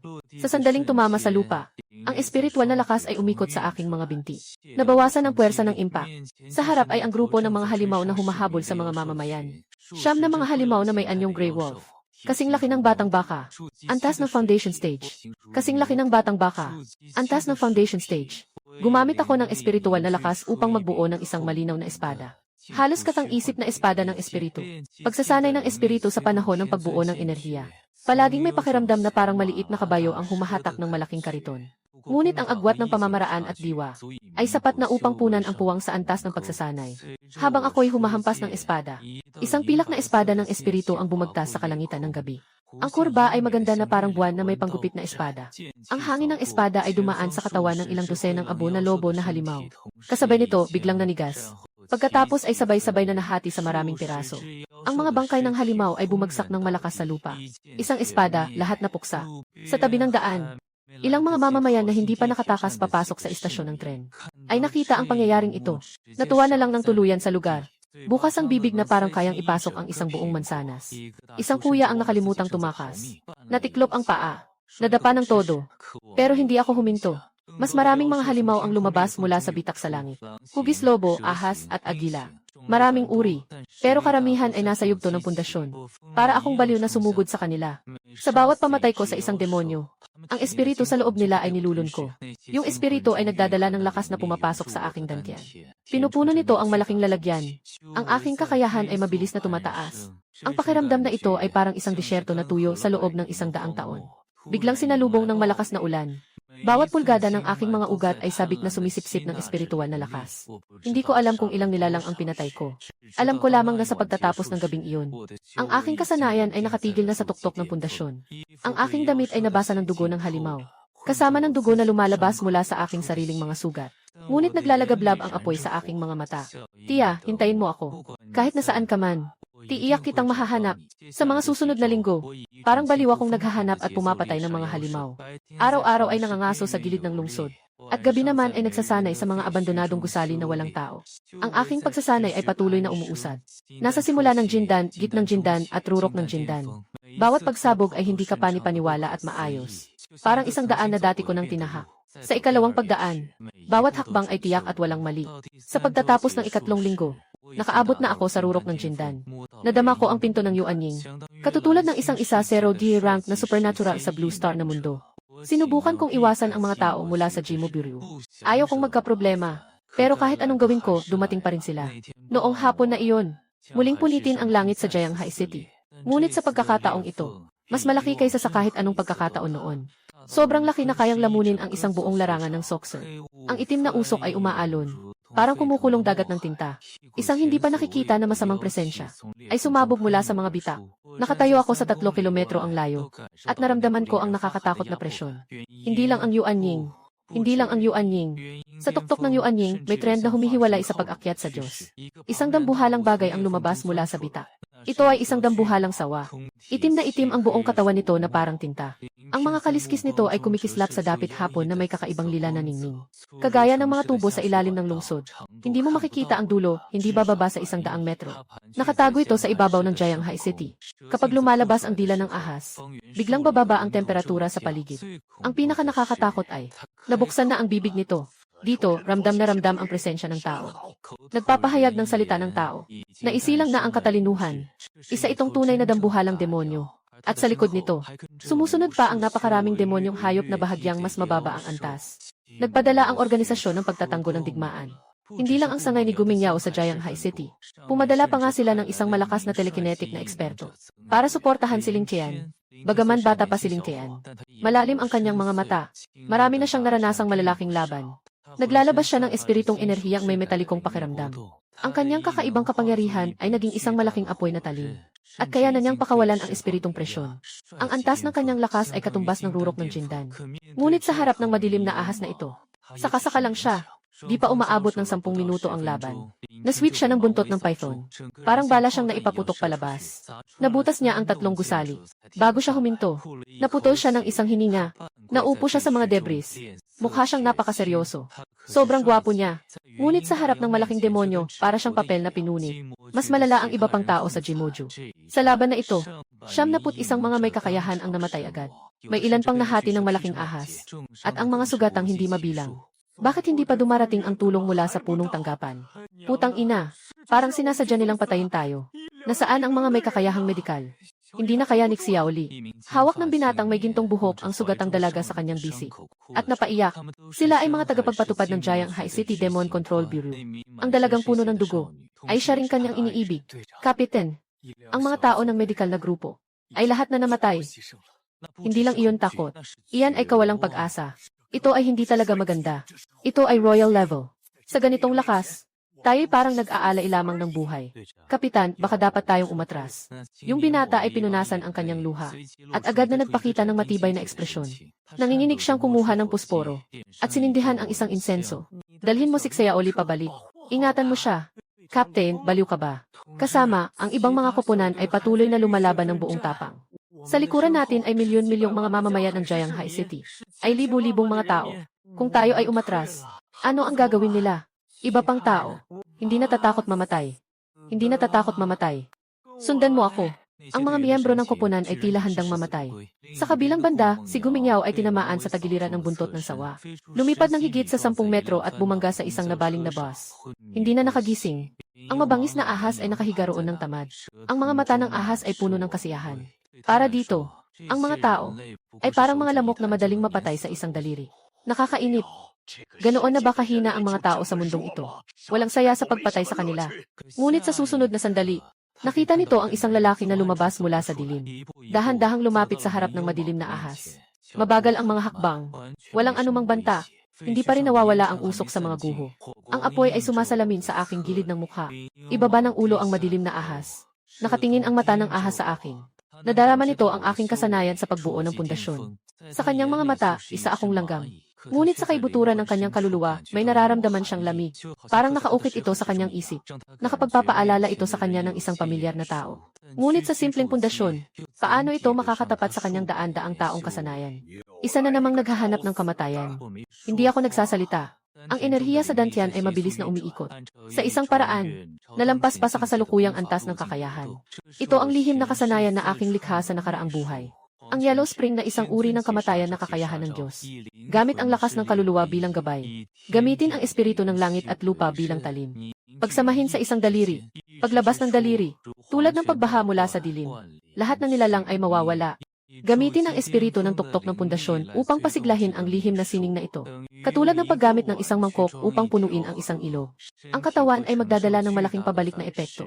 Ngunit kaya mo bang ipamalas ang isang suntok na ito? Dahil ang susi ay hindi nakasalalay sa dami ng espiritual na kapangyarihan, kundi sa lalim ng pag-unawa sa daan. 300 taong pagninilay-nilay. Dagdagan pa ang malalim na kaalaman na ibinigay sa akin ng sistema noon. Medyo naiinip ang muling ulan ng ahas. Ibinato nito ang buntot nito, na may nakakatakot na lakas na kayang gawing durog ang isang bundok. Nakatagilid ako at nag-evade ng husto. Ang buntot ng python ay humampas sa dulo ng aking damit at bumagsak sa lupa. Ang lupa sa loob ng 100 metro ay bumagsak at naging isang malalim na hukay. Nakaikot ako ng 3 beses sa hangin. Panatilihin ang magandang posisyon. A-stabilize ang posisyon. Bago pa man ako bumagsak, nakaunat na ang aking kanang kamay at nakaturo ang daliri. Isang bahagyang asul na liwanag ang nagtipon sa dulo ng daliri. Ang liwanag na iyon ay hindi kasing ningning ng espiritual na kapangyarihan, kundi isang malalim at madilim na uri ng liwanag, parang apoy na kumikislap sa kailaliman ng bangin. Biglang lumiit ang mga pupil ng madilim na ahas. Naramdaman nito, ang napakaliit na liwanag na halos hindi mapansin. Sa liwanag na iyon, naglalaman ng nakasisindak na kapangyarihan na kayang pumatay sa kanya, kasama ang nakaraan at kasalukuyan. Hindi mo kayang gawin yan sa iyong mababang antas. Hindi na siya nakapagsalita. Itinuturo ng aking daliri. Ang daliri ng Huang Kuan. Isang asul na liwanag ang sumabog mula sa aking daliri, na nagbigay ng matinis na sigaw habang tumatawid sa hangin. Hindi parang ilaw ang gumagalaw ang tunog na iyon, kundi parang ang espasyo mismo ang pinupunit. Napakabilis ng bilis ng sinag ng ilaw na hindi makita ng mata. Nakita sa pupil ng madilim na ahas ang sinag ng ilaw. Pagkatapos ay sumabog ang ulo ng ahas. Umuulan ng itim na dugo na parang talon. Nawala ang kontrol ng malaking katawan ng ahas. Bumagsak mula sa kalangitan. Bumagsak sa kalye ng lungsod. Nagpaikot ng alikabok sa daan-daang metro. Isang malaking demonyong may yuanying. Isang daliri lang ang kailangan para patayin. Natungtong ako sa lupa. Ngunit nanginginig ang aking kanang braso. Ito ang masamang epekto ng pilit na paggamit ng mataas na antas ng sining. Maraming maliliit na bitak ang lumitaw sa mga ugat ng enerhiya ko. May isang dugo na lumalabas sa sulok ng aking bibig. Lahat ng buhay pang miyembro ng Jimo Bureau sa paligid ay nagulat. Umakyat silingtian mula sa mga guho. Nakasuot ng alikabok. Hindi makapaniwala ang mukha niya. Nakita niya mismo, isang batang lalaki na mukhang may kakayahang katulad ng isang general. Isang daliri lang ang kailangan para mapatay siya. Isang malaking demonyo na hindi makatiis ng kahit kalahating minuto. Kailan nagkaroon ng ganitong tao sa Jianghai City? Ngunit hindi pa sila nakabawi mula sa pagkabigla. Muling pumutok ang langit. Mas malaki at mas malalim ang bitak na ito kaysa kanina. Ang hangin na umaagos mula sa bitak ay nagpalamig sa kanyang dugo. Imperial na demonyong aura. Isang silweta ng tao ang lumabas mula sa bitak. Lumabas nga siya. Hindi siya dumaan, hindi lumipad. Hindi sumabog kundi dahan-dahang lumabas. May dalang isang eleganteng tingin na parang nakatingin sa lahat mula sa itaas. Isang halimaw na may katawan na humanoid. Mukhang lalaki. Mga facial features na kakaiba at nakakatakot. Maputlang balat na parang jade. Ngunit ang mga mata ay gintong ahas na patayo ang pupil. Nakasuot siya ng itim na baluti. Sa likod, may nakabukas na malaking pakpak na may malalalim na lila na kaliskis. Halos natatakpan ang kalahati ng langit. Imperial na halimaw na si Di Shiqian. Nakatayo ako sa lugar. Nararamdaman ang nakakatakot na presensya na bumabagsak mula sa langit. Ang ganitong antas ng halimaw. Nararamdaman ang nakakatakot na presensya na bumabagsak mula sa langit. Ang ganitong antas ng halimaw. Bihira itong lumitaw sa buong Blue Star. Ngunit ngayon ay lumitaw ito sa maliit na lungsod ng Jianghai. Hindi na asul ang kulay ng mukha ni Lin Tian, kundi parang patay na maputla. Dumaan siya sa maraming laban. Pero kailanman hindi niya nalabanan ang isang imperyong nilalang. Dahil sa Blue Star. Sa buong China, iisa lang ang imperyong superpower na may ganitong kakayahan. At nasa hilagang daan siya nakikipaglaban sa isang imperyong halimaw. Sa madaling salita, walang puwersa sa Jianghai City na kayang harapin ang ganitong bagay. Nananatili pa rin ang helikopter sa himpapawid. Ipinapadala ang kuha mula sa lugar gamit ang satellite signal. Binalik ito sa pangunahing komando ng Huaxa Demon Suppression Bureau. Tahimik ang command room. Sa malaking screen, parang isang Diyos demonyong bumaba mula sa langit ang itsura ni Dishichean. Isa na namang imperial na imperyo. Paano siya napunta sa Jianghai City? Diyan ay isang lungsod na may depensa ng antas silang. Makipag-ugnayan kay Emperor Chu sa Hilaga. Huli na ang lahat. Lahat ng mata ay nakatutok sa screen.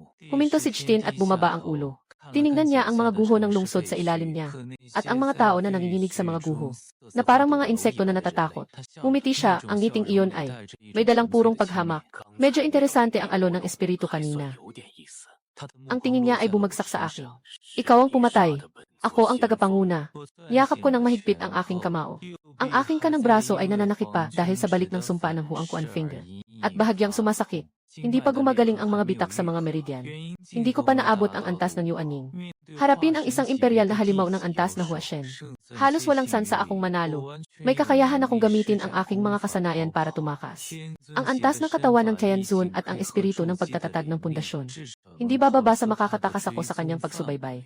Pero hindi ako umalis dahil may mga tao pa sa likod ko. Kasama si Gumingyaw na nawalan ng malay. Siling Tian na nasugatan, at ang mga miyembro ng Jimo Bureau na hindi nakalikas.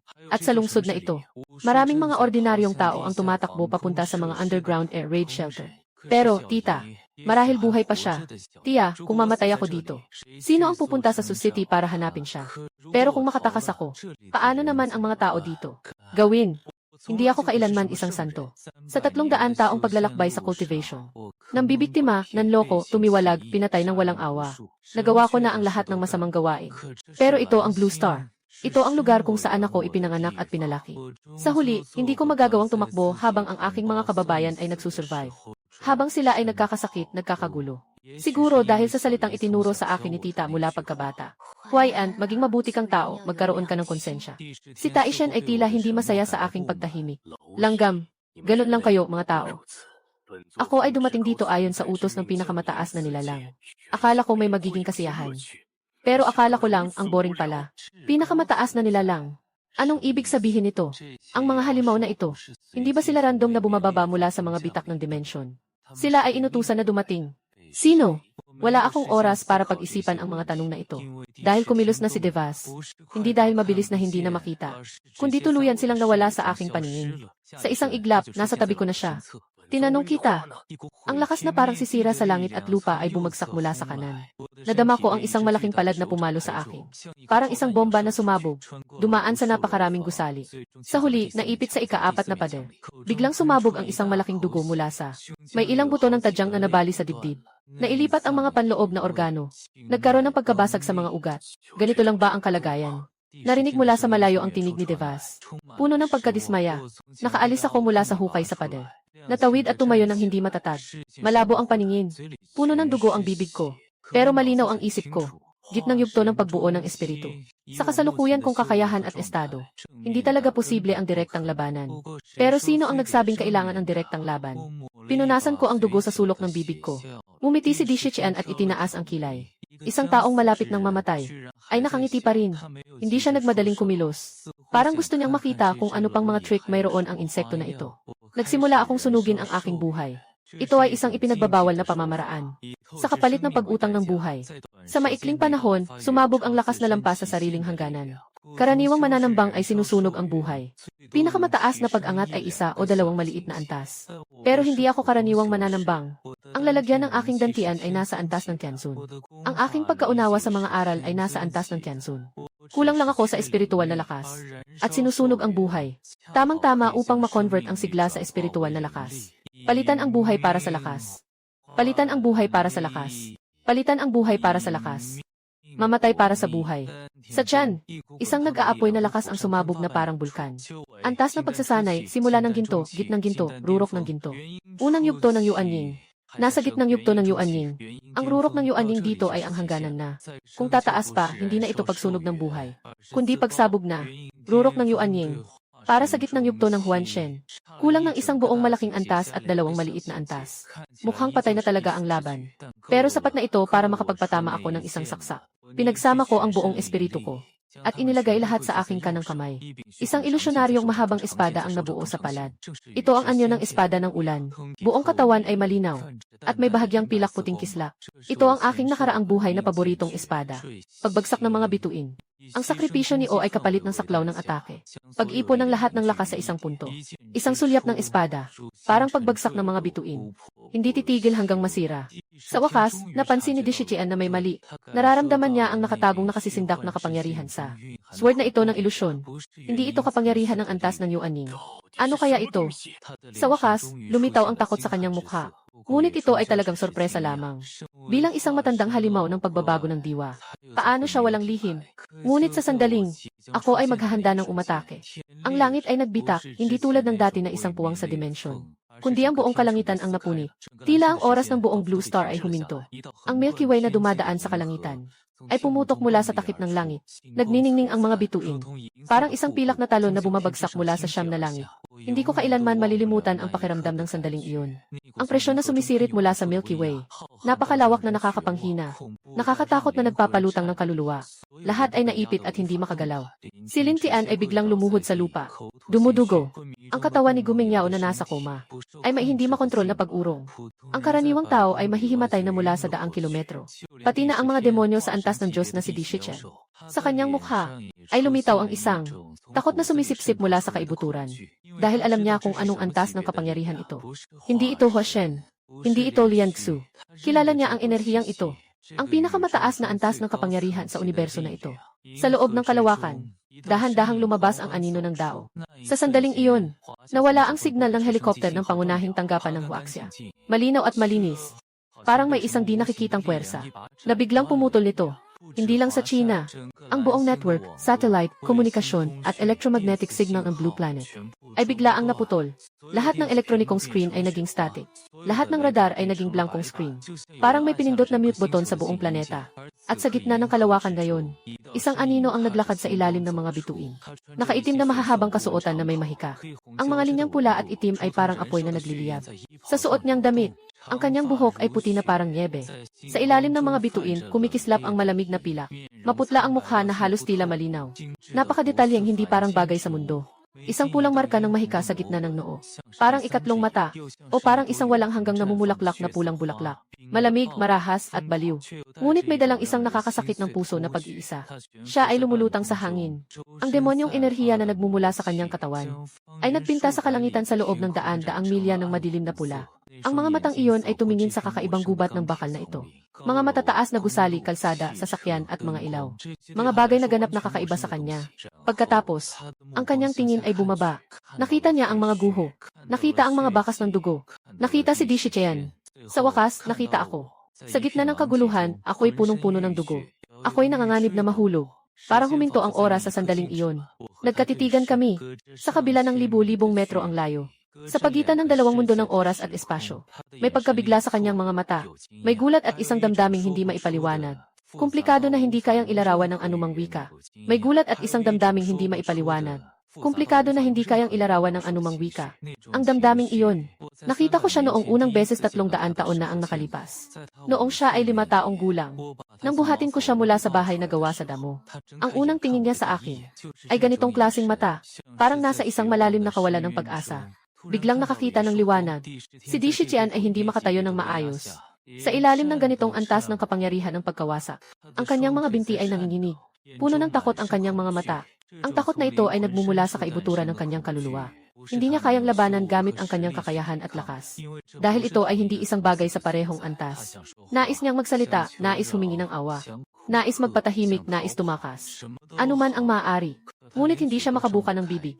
Si Luo Linshuang ay hindi man lang tumingin sa kanya. Mula nang makita niya ako, hindi na siya lumipat ng tingin. At pagkatapos ay may lumabas na liwanag ng espada mula sa kalawakan. Isang banayad na liwanag lamang. Parang pinakamagaan na patak ng tinta. Ang liwanag ng espada ay tumago sa espasyo. Tumago sa larangan ni Indra. Pangalawang demonyong enerhiya. Depensa ng katawan. Tumago sa lahat. Ang katawan ni Indra ay nanlumo. At pagkatapos ay bumagsak tulad ng isang basag na salamin. Nagkahiwa-hiwalay. Walang natirang kahit alikabok. Antas ng Diyos, emperador na halimaw. Kahit isang sulyap mula sa misteryosong babae, wala. Parang pinisa lang ang isang langgam na wasak. Lahat ng buhay na tao. Walang may lakas ng loob na magsalita. Hindi dahil ayaw nilang magsalita, kundi dahil hindi nila magawa. Dahil sa mabagsik na presyon ng antas ng Diyos. Kahit ang paghinga ay naging isang luho. Nakahilig si Ling Tian sa lupa. Ang buong katawan niya ay kumakalog ang mga buto. Pakiramdam niya ay malapit ng mapiga sa laman. Piliting itaas ang ulo niya. Sa kabila ng dugo na nakabaon sa mata. Piliting itaas ang ulo niya ng husto. Sa mata na puno ng dugo, tinitingnan niya ang silweta sa langit. Anong kakaibang nilalang ito? Hindi na ito sakop ng antas ng emperador. Lumampas na ito sa lahat ng kanyang alam. Sa lahat ng klasifikasyon. At sa wakas, kumilos si Luo Linshuang. At sa wakas, kumilos si Luo Linshuang. Bumagsak siya mula sa langit. Namoy ko ang amoy niya. Yung malamig na amoy pa rin. May halong bango ng plum blossom. 300 taon na, hindi siya nagbago. Nahiga akong walang lakas sa mga guho. Dugo ang buong katawan ko. Tumingin ako sa kanya ng parang duwag. Piliting humiti kahit pilit. Ling Sang. Naupo siya sa kanyang tuhod. Magandang paraan ng demonyo. Pinakamataas na Diyos demonyo na babae. Naupo sa mga guho at mga batong buo. Naupo sa harap ko. Para siyang baliw na binubuhos ang kanyang espiritu sa akin. Nanginginig ang kamay. Ang kanyang mga luha ay bumaba mula sa maputlang mukha. Matagal ng malamig na 300 taon. Hindi kailanman ipinakita ang kahit isang pahiwatig ng kahinaan sa harap ng iba. Nalaglag ito. Isang patak, 2 patak. At pagkatapos ay walang katapusang patak. Parang matagal nang pinipigilan ng sobra-sobra. Sa wakas, sa isang sandali ay tuluyang bumuhos ang luha. Alam mo ba kung gaano kita hinanak? Bumalik sa Leon Kontinente. Bumalik sa pagkalat ng aking natitirang kaluluwa. Nang ang kaluluwa ay ibinalik ng sistema sa Blue Star. Umiiyak siya sa Hanxiao Peak ng isang buong araw at gabi. Umiiyak hanggang sa maubos ang luha. Nanghihina ang kanyang lalamunan. Parang naubos ang buong tao. Ang katotohanan na nakita sa alaala ng matandang tao. At ang mahina na paghingi ng tawad sa espadang ulan. Parang 2 kutsilyo. Isang nauna at isang nahuli na tumusok sa kanyang puso. 300 taon ng galit. Sa isang iglap, lahat ay gumuho. Pinalitan ito ng... Ito ay isang damdamin na mas masakit kaysa sa galit. Sinasadya niyang pinatay ang taong palaging nagprotekta sa kanya. Sa isang iglap, lahat ay gumuho. Pinalitan ito ng isang damdamin na mas masakit kaysa sa galit. Sinasadya niyang pinatay ang taong palaging nagprotekta sa kanya. Sinasadya niyang pinatay ang kanyang nakatatandang kapatid na nagligtas sa kanya mula sa kailaliman. At nagbantay sa kanya sa dilim sa loob ng 300 taon. Huwag, Linshuang. Pasensya na. Gusto ni Linshuang si Cher. Ngunit wala na si Shikshong. Yung malambing na boses. Yung kamay na palaging humahaplo sa kanyang buhok. Yung taong yayakap sa kanya sa gitna ng snowstorm at nagsasabing huwag matakot. Nawala na parang usok. Nais niyang sumunod at umalis. Hawak ang tabak ng put. Nakataga sa kanyang leg. Isang banayad na hiwa lang at tapos na. Maaari na siyang hanapin ang kanyang nakatatandang kapatid. Ngunit sa mga sandaling iyon, isang tinig ang umabot sa kanyang isipan. Matanda at malalim. Tila isang boses na tumawid sa walang katapusang mga taon. Hindi siya namatay. Hindi siya namatay. Hindi siya namatay. Hindi siya namatay. Nanginig ang kamay ni Luo Linshuang. Halos mahulog ang espada. Pumunta lang siya sa isang mundo ng ibang dimensyon. Gusto mo bang hanapin siya? Siyempre. Kahit saan pa man sa mundo. Kahit sa dulo ng kalawakan. Kailangan kong mahanap siya. Kahit na ilagay ang aking buhay sa panganib. Kaya't gumawa siya ng isang mabaliw na desisyon. Iniwan niya ang mahiwagang kaharian. Iniwan niya ang imperyong kanyang itinatag. Maraming mga medyes sa kanyang mahika. At ang pinakamataas na kapangyarihan sa lupaing yungib. Lahat ng iyon ay ayaw na niya. Ang tanging hinahanap niya ay si Chen Huaian. Sa antas ng Tiansun, binukang niya ang pader ng dimensyon ng lupaing yungib. Pumasok na tayo sa malawak na kalawakan ng mga bituin. Ngunit ang kalawakan ay napakalawak at walang hanggan. Ang mundo ng mga dimensyon ay parang mga butil ng buhangin sa Ganges. Hindi masukat. Paano niya haharapin? Walang direksyon. Walang palatandaan. Tanging isang malabong gabay na iniwan ng tinig na iyon. Kasunod ng linya ng sanhi at bunga. Ang 300 taong ugnayan niya kay Chen Huaian. Kasunod ng linya ng sanhi at bunga. Ang 300 taong ugnayan niya kay Chen Huaian ay bumubuo ng napakahinang. Sinulid ng sanhi at bunga na tumatawid sa mga dimensyon. Bilang isang Tiansun, halos niya nang maramdaman ang direksyon ng sinulid na ito. Si Qian ay nasa paghabol. Isang dimensyon pagkatapos ng isa pang dimensyon. Bawat paglipat ng dimensyon sa dagat ng mga bituin ay sinasamahan ng nakakatakot na agos ng oras at espasyo. Ang ganitong kapangyarihan ay kayang punitin ang katawan at espiritu ng mga makapangyarihang tagapagsanay. Kahit siya na nasa antas ng Tiansun ay hindi makakaligtas. Unang paglipat ng panahon, ang kanyang kanang braso ay napunit ng agos ng oras at espasyo. Ang dugo ay naging pulang ulap sa walang hangin. Pinagdikit niya ang naputol na braso habang nakakagat ng kanyang ngipin. Nagpatuloy siya sa paglalakad. Sa ikalawang pagdaan sa oras, napasok siya sa isang desoladong mundo ng dimensyon. Tiningnan siya ng kalooban ng langit ng mundong iyon bilang isang mananalakay. Nakatanggap siya ng matinding pagtanggi. Ang mga pagsubok ng langit ay nagdala ng siyam na kidlat na parusa. Pinilit niyang pigilin ito. Ang kapalit ay ang pagkabasag ng 1/3 ng kanyang mga ugat. Ikatlo, ikaapat, ikalima. Saan mang pagkakataon, bawat pagdaan ay isang pagtaya sa buhay. Nasa isang lugar na tinatawag na kaguluhan ng mga bituin siya. Nahaharap siya sa tatlong sinaunang makapangyarihang nilalang na antas ng Diyos. Ang mga patakaran ng lugar na iyon ay labis na malupit. Ang mahina ay kinakain ng malakas ang tanging batas. Nag-isa siyang lumaban sa tatlong Tianzun. Tumagal ang laban ng 7 araw at 7 gabi. Nanalo siya pero halos patay na rin. Nabasag ang mga marka ng demonyo. Ang puting buhok ay naging pula dahil sa dugo. Ang marangyang baluti ng Demon Lord ay wasak na. Ganon siya lumutang sa walang hanggang kalawakan ng gulo ng mga bituin. Lahat ng bahagi ng katawan ay sugatan. Malabo ang malay. Pero hindi siya huminto. Dahil nandyan pa ang linya ng sanhi at bunga. Mahina, parang may hinihila pa rin sa kanya. Sa isang direksyon, papunta sa mas malayo. Nagpapatuloy siyang maglakad. Isang dimensyon. Ang oras sa temporal na kaguluhan ay baluktot. Sa Blue Star, maaaring ilang araw lang ang lumipas. Ngunit ang kanyang naranasang panahon ay 1,000 taon. Nag-iisa siya. Naglakbay siya ng 1,000 taon sa walang katapusang dagat ng mga bituin at dimensyon. Sa loob ng 1,000 taon, ang kanyang lakas ay lumago sa napakaraming laban ng buhay at kamatayan. Naabot ang hangganan ng kalangitan ng Diyos. Sa mga taon, hindi nagbago ang kanyang anyo. Ngunit nagbago ang liwanag sa kanyang mga mata.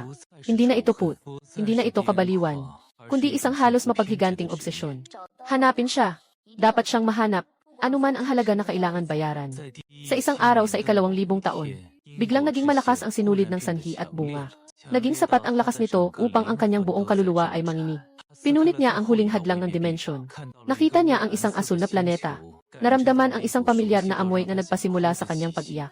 At pagkatapos ay nakita niya siya. Sa gitna ng mga guho, puno ng dugo. Nasa bingit ng kamatayan. Harapin ang isang halimaw na nasa antas ng Diyos. Alam namang maaari siyang tumakas anumang oras. Ngunit nakatayo siya roon na parang tanga, handang makipaglaban. Tulad ng dati, palaging ganito, palaging pinipilit ang sarili sa daan ng kamatayan. Sa sandaling iyon, ang luha niyang tiniis ng 1,000 taon ay tuluyang bumuhos. Kapatid, bakit mo niloko si Rinshuang? Pakiusap, wag mong iwan si Rinshuang. Gusto kong sagutin siya. Pero hindi ako makapagsalita. Hindi na kaya ng katawan ko. Yung suntok ni Dishitian ay winasak ang karamihan ng mga loob ko. At dahil sa pagbabalik ng nasusunog na buhay. Ngayon parang akong kandila na malapit nang maubos ang langis. Binato ako ni Indra na parang isang hampas na sumira sa karamihan ng aking mga internal na organ. At dahil din sa pagbabalik ng nasusunog na buhay. Ngayon parang akong kandila na malapit nang maubos ang langis. Nawawala na ang malay ko. Nawawala na ang paningin ko. Sa huli, ang nakikita ko ay, yung kanyang mga mata ay namula sa pag-iyak, at ang pulang manghang magic mark sa pagitan ng kanyang kilay. Pagkatapos maibalik ang live signal, alam lang ng lahat, na ang halimaw na Diyos na iyon ay pinatay sa harap mismo. Maliban sa ilang buhay pang miyembro ng Magic Collection, yung misteryosong binata, at yung babaeng may puting buhok ay nawala na. Si Lintian ay nanginginig habang bumangon. Tumingin sa langit na may mga sugat na gumaling na. Ang kanyang mga labi ay nanginginig ng matagal. Bago nakapaglabas ng isang salita. Ano bang klaseng halimaw ito? Nabuhay ako mula sa patak ng mainit na likido sa aking mukha. Binuksan ang mga mata sa madilim na liwanag. Kahoy na kisame. May amoy ng sariwang damo at halaman sa hangin. Halo-halo ito sa malamig at pamilyar na bango ng plum blossom. Ikiniling ko ang ulo ko. Masakit ang buong katawan ko. Mula buto, mga laman hanggang sa mga ugat. Walang bahagi na hindi masakit. Pero buhay pa rin ako. Tapos nakita ko siya. Nanghihilig si Luoling sa tabi ko. Ulo niya nakapatong sa gilid ng kama. Nakalat ang puting buhok sa buong kama. Kasabay ng maputla niyang mukha. Natulog siya. May bahid pa rin ang luha sa mukha niya. Yung tipong habang umiiyak. Natutulog na siya sa pagod. Ang kanyang mga kamay ay manipis. Ang halos transparent na kamay niya. Mahigpit na nakahawak sa aking manggas. Mahigpit na nakahawak. Parang kapag binaba ko ang kamay niya, muling maglalaho siya. Matagal na akong tumitig sa kanya. Hanggang sa ang ilaw sa labas ng bintana ay naging maliwanag mula sa madilim. Ito ay isang maliit na kubo. Ang mga pader ay gawa sa kahoy.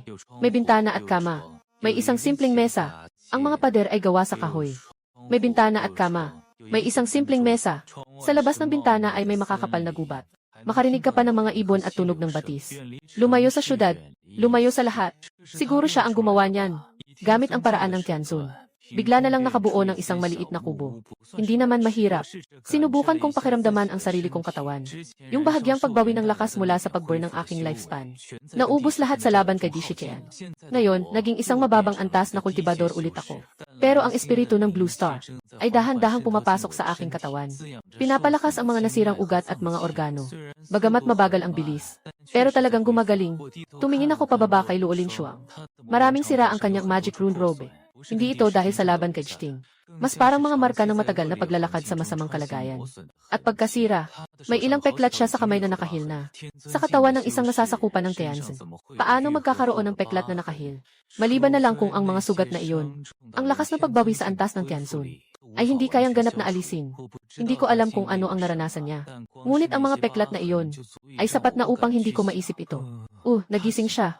Marahil ay naramdaman niya ang aking titig. Kumilos ang kanyang mga pilik mata. Dahan na siyang bumukas. Nakita niya ang aking tingin. Nagpa siya kaming magtitigan ng tahimik. Biglang siyang umupo ng matigas. Nawawala sa sarili. Isang malakas na diyosa sa kalangitan. Ngayon ay namumula ang mukha niya. Nangangatog sa kaba at hindi alam kung saan ilalagay ang kamay. Nagising ka na. Lainan, gutom ka na ba? Aalis na ako. Ling siya. Natatakot ang katawan niya. Parang nakapako siya. Matagal na isang sandali. Dahan-dahan lang siyang lumingon. Naku, Rin Shuang. Natutulala ang katawan niya. Parang naipit sa isang posisyon. Matagal din. Bago siya dahan-dahang lumingon. May kumikislap na luha sa mga mata niya. Alam mo na. Hindi siya nagsalita. Dahan-dahan lang siyang umupo. Nakatayo siya sa tabi ng aking kama. Inilubog ang mukha sa kanyang mga braso. Nanginginig ang kanyang mga balikat. Mali si Lin Shuang. Si Lin Shuang ang may kasalanan.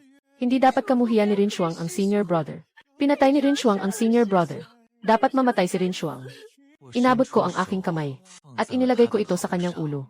Nanginig ang kanyang katawan, tapos nanigas. Parang ang pakiramdam na ito, yung pakiramdam ng kamay ko sa kanyang ulo. Nagpapabalik ng isang malayong alaala. Noong 300 taon na ang nakalipas, tuwing siya ay nananaginip ng masama at nagigising sa iyak. Ganito ko lagi inilalagay ang kamay ko sa kanyang ulo. At sinasabi, babae, si Bapa Shining ay nandito. Ngayon, lumipas na ang 300 taon. Pero nandito pa rin ang kamay ko sa parehong lugar. Niyakap niya ang kanyang sarili habang tahimik na umiiyak. Sa hindi na mapigilang pag-iyak, ang buong 1,300 taon ng pagdaramdam, pagsisisi, pananabik at takot. Lahat ay sumabog sa sandaling ito. Hindi ko sinabi ang tama. Ngunit paulit-ulit kong hinahaplos ang kanyang buhok. Tulad ng dati, umiiyak siya ng matagal. Matagal na ang araw sa labas ay dahan-dahang lumulubog. Nang sa wakas ay napagod na siyang umiyak, at itinaas ang namamagang mga mata niya sa akin. Basang-basa na ang manggas ng damit ko sa kanyang mga luha. Shire, lesson. Bakit hindi mo agad sinabi sa akin? Hindi pwede sabihin. May mga bagay na hindi pwedeng sabihin hanggat hindi pa huli ang lahat. Yun ba yung tinatawag na sistema? Paano mo nalaman ang tungkol sa sistema? Nakita ko ito noong nag-scan ng kaluluwa. Yun ba ang tinatawag na sistema? Paano mo nalaman ang tungkol sa sistema? Nakita ko ito noong nag-scan ng kaluluwa. Sa alaala ng matanda, may eksena kung saan nakikipag-usap ka sa isang hindi nakikitang bagay. Kahit hindi mo makita ang bagay na iyon. Ngunit nararamdaman kong tumatanggap ka ng ilang utos. Tungkol sa sistema, isang bagay na nagdala sa akin sa lupa ng mga ulap. Binigyan ako nito ng misyon. Kapag natapos ko ang misyon, makakabalik ako sa bituin ng asul. Makakabalik sa aking mundo. Lahat ng mga misyon, kabilang ang pagtatraidor sa sekta at pagsasama sa madilim na daan upang nakawin ang espada ng Diyos. Kahit na mamatay ka sa huli sa kamay mo, lahat iyon ay plano niya. Kaya yung mga ginawa mo para kay Lin Shuang. Para iligtas si Lin Shuang. Para protektahan si Lin Shuang. Para bigyan si Lin Shuang ng pagkakataon. Hindi iyon plano ng sistema. Ako ang gumawa niyon.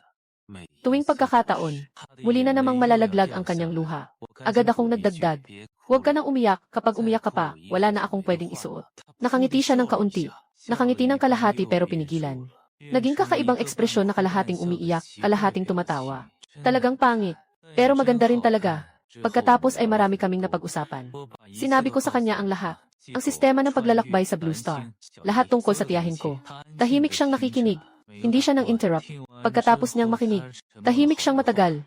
Pagkatapos ay sinabi niya ang isang bagay na ikinagulat ko. Ang tinig na iyon.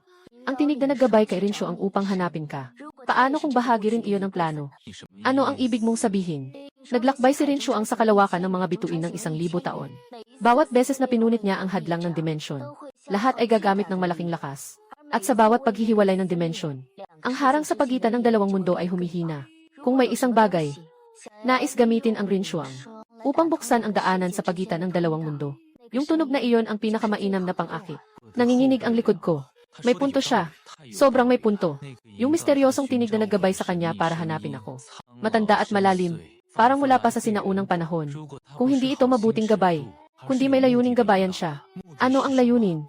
Pinipilit ni Lin Shuang na nasa antas ng Tianzun na patuloy na punitin ang hadlang ng dimensyon. Para buksan ang daan ng pagdating sa Blue Star para sa isang nilalang. Ang hula na ito ay nagpapakilabot sa akin. Ngunit hindi pa ito ang tamang panahon para imbestigahan ito. Ang pinakamahalaga ngayon ay hanapin ang aking tiyahin. Sinabi ko kay Luolin Shuang ang sitwasyon.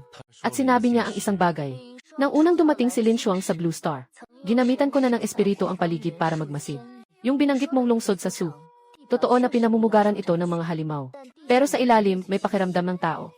May buhay pa. Sigurado ka. Sigurado, kahit na napalibutan ito ng isang uri ng espiritual na barrier. Pero kayang pasukin ng espiritu ni Lin Shuang. Hindi bababa sa libo ang nasa ilalim. Sa kanila, meron bang? Si Lin Shuang ay hindi nakikilala si tita. Hindi makikilala.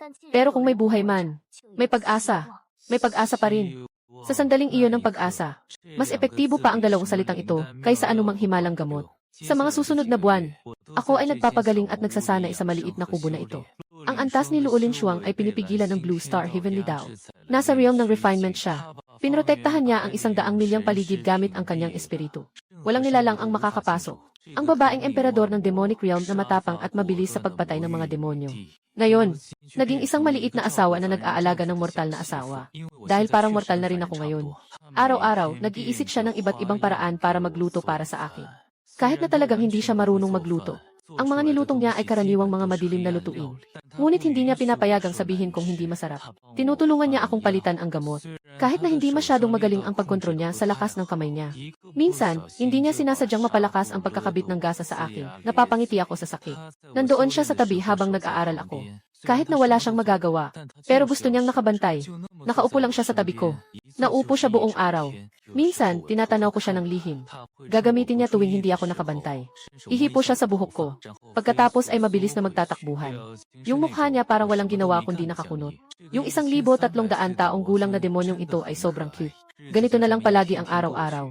Mas malakas ang enerhiya ng espiritu sa Blue Star kaysa sa inaasahan ko. Patuloy na niyayakap ng katawan ko ang espiritu. Ang aking pagsasanay ay patuloy na umuunlad.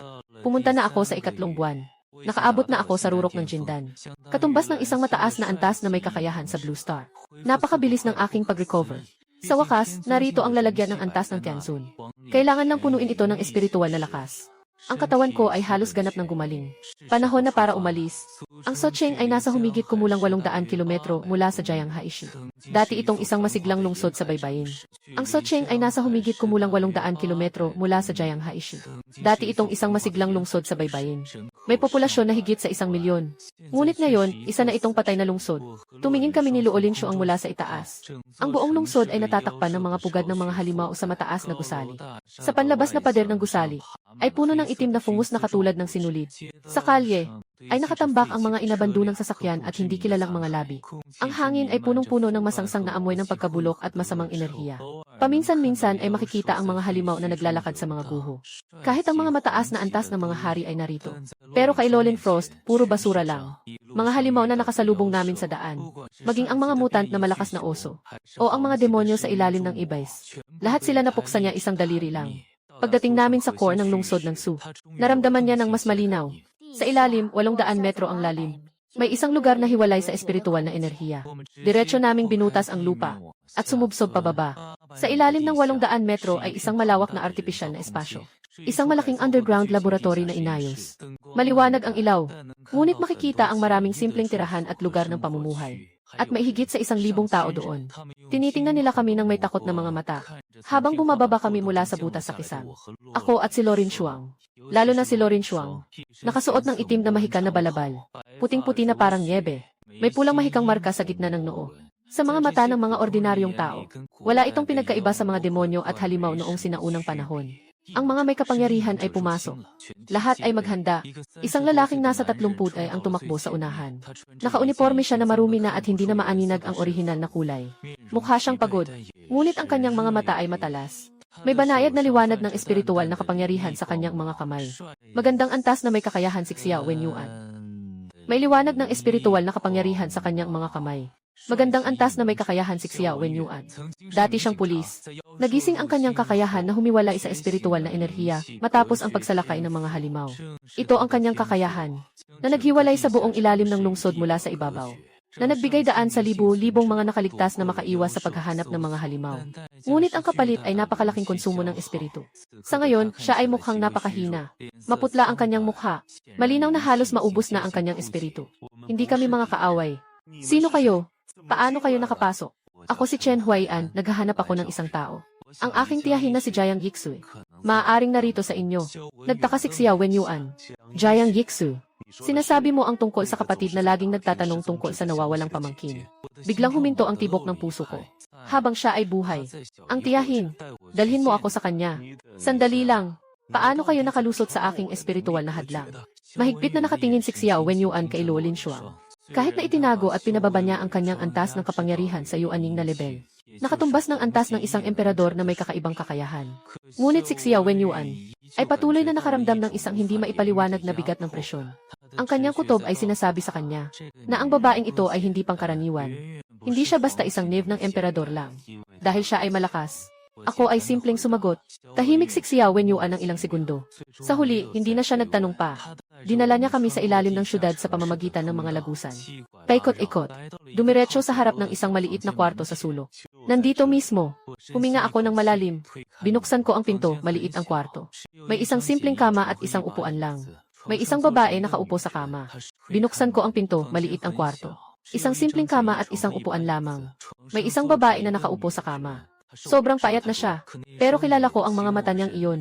And mula pagkabata. Tuwing umaga, ginigising ako niya. Tuwing gabi, inaayos ang aking kumot.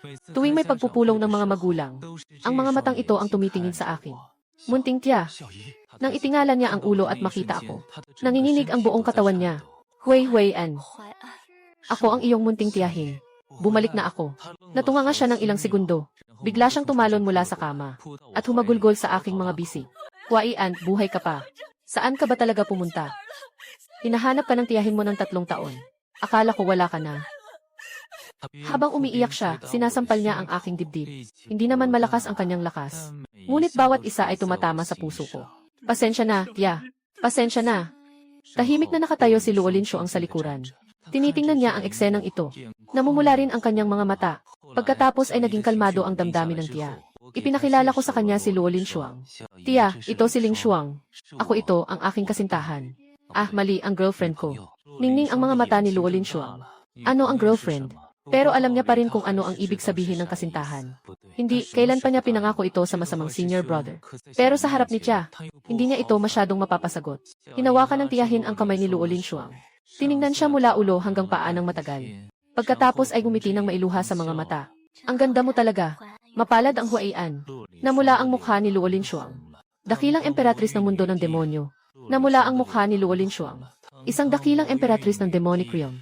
Na pinupuri ng isang ordinaryong tita hanggang namula. Naku! Nagulat sandali ang tita. Tapos natawa siya. Sige, mabait na bata. Pinanood ko lang ito sa tabi. Mainit ang pakiramdam sa puso. Siguro ito na ang pinakainit na sandali sa loob ng 300 taon. Nakaligtas na si Tia. Ngunit ang mahigit 1,000 nakaligtas sa syudad ng Su. Hindi pwedeng manatili sa ilalim ng lupa ng ganito. Malapit nang maubos ang enerhiya ni Xiao Wenyuan. Maaaring mawala ang kanyang kakayahang mag-isolate anumang oras.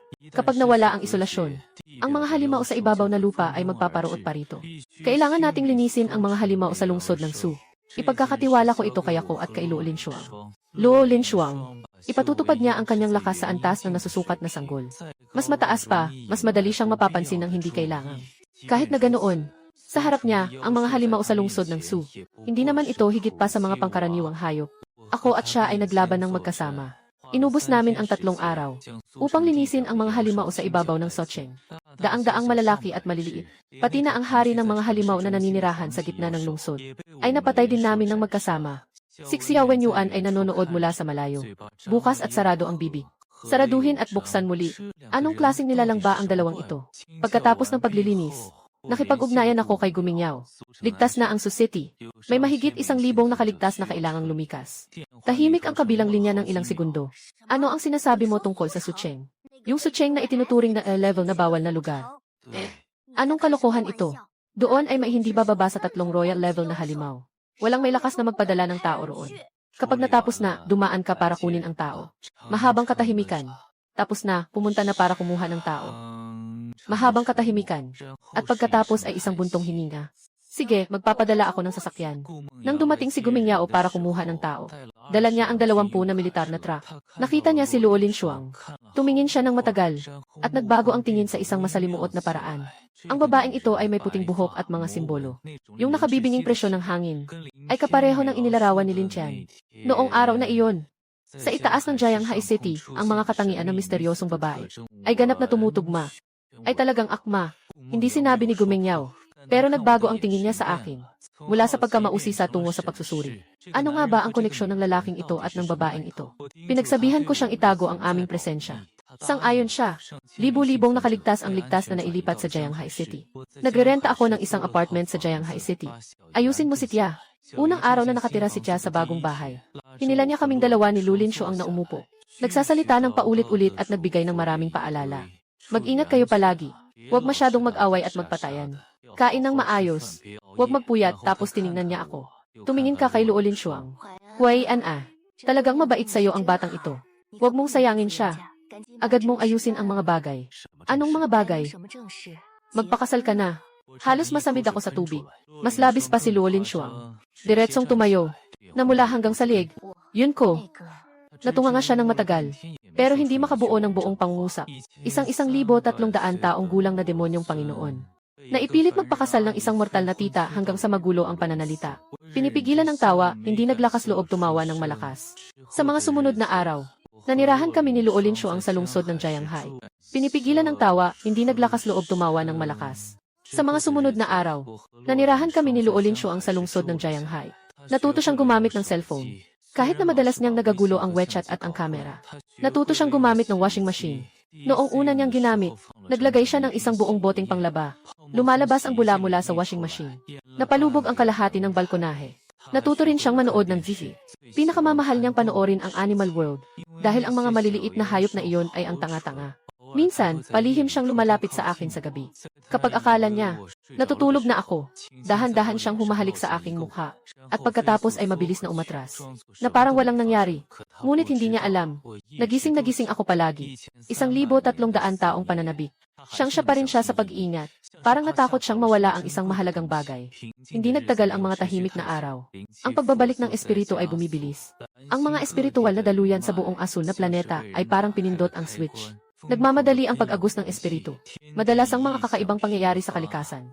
Ang mga makulay na ulap ay bumabalot sa araw, ang espiritual na bukal ay umaagos, ang lupa ay naguguni-guni. Isang tanawin na tanging sa sinaunang panahon lamang makikita. Isa-isa silang lumitaw. Ang mga sinaunang tagapag-ayos na natagpuan sa libu-libong taon ay naglabas ng kanilang sarili. Bundok Kunlun, Bundok Longhu, Bundok Songnan. Ang mga sagradong lugar ng pagsasanay na nabanggit sa alamat. Biglang dumami ang mga nakatagong mahuhusay na tao. Karamihan sa kanila ay mga tagapagsanay ng tamang landas. Mula sa Yuaning hanggang Hetong ay iba-iba. Ngunit mayroon ding isang grupo ng mga sinaunang masamang kultista na nakapako sa kailaliman ng Blue Stars Ley Lines. Na muling nagising. Sila ay mga nilalang na naipit ng mga matuwid na landas noong sinaunang panahon. Ngayon, ang pagkakakulong ay lumuwag dahil sa biglaang pagtaas ng espiritual na enerhiya. Ang unang ginawa nila nang muling makita ang liwanag ng araw ay agawin ang mga espiritual na ugat at alipinin ang mga mortal. Ang opisyal na ahensya ng paghuli ng demonyo ay parang papel lang sa harap ng mga tunay na kultista. Parang papel lang. Isang demonyong kultista sa antas ng paghubog ng espiritu na nagangalang dugo na nakabalot ang unang ninuno ang unang kumilos. Siya ang nanguna sa pag-atake. Sinakop niya ang isang espiritual na ugat malapit sa lungsod ng Jianghai. Pinatay niya ang maliit na unit ng ahensya ng paghuli ng demonyo na nakabantay doon. Pinangunahan ni Gumengyao ang pangkat na dumating bilang tulong. At sila ay tinamaan ng malubha. Pinaglaban ni Xiao Wenyuan ang kanyang buhay para maprotektahan siya habang umatras. Nasira rin ang isang braso niya. Nang dumating ang balita, ako at si Luolin Shuang ay kumakain ng hapunan. Niluto ng tiyahin ang braised pork ribs. Iniwan ko ang aking chopsticks at umalis. Iniwan din ni Luolin Shuang ang kanyang chopsticks. Sumigaw ang tiyahin mula sa likuran na hindi pa tapos kumain. Pasensya na, tita. Kakainin natin ulit ang ribs pagkatapos. Nang marating namin ang lugar ng Lingmai, nakatihaya sila o blood clothes sa ibabaw ng Lingmai, humihigop ng espiritu. Sa paligid niya, nakakalat ang higit sa 10 bangkay ng mga miyembro ng Jimo Biryu. Mga batang mukha, nakatwist ang mga ekspresyon. Baka napakahirap bago mamatay. Naramdaman ng matandang dugo ang aming pagdating. Binuksan ang mga mata. Tiningnan niya ang aking espiritual na puwersa sa rurok ng gintong dan. Tiningnan din niya si Luolin Shuang. Mayaman sa masamang enerhiya. Nagpakita siya ng isang mapanlikhang ngiti. Nasa daan din ang batang babae sa masamang landas.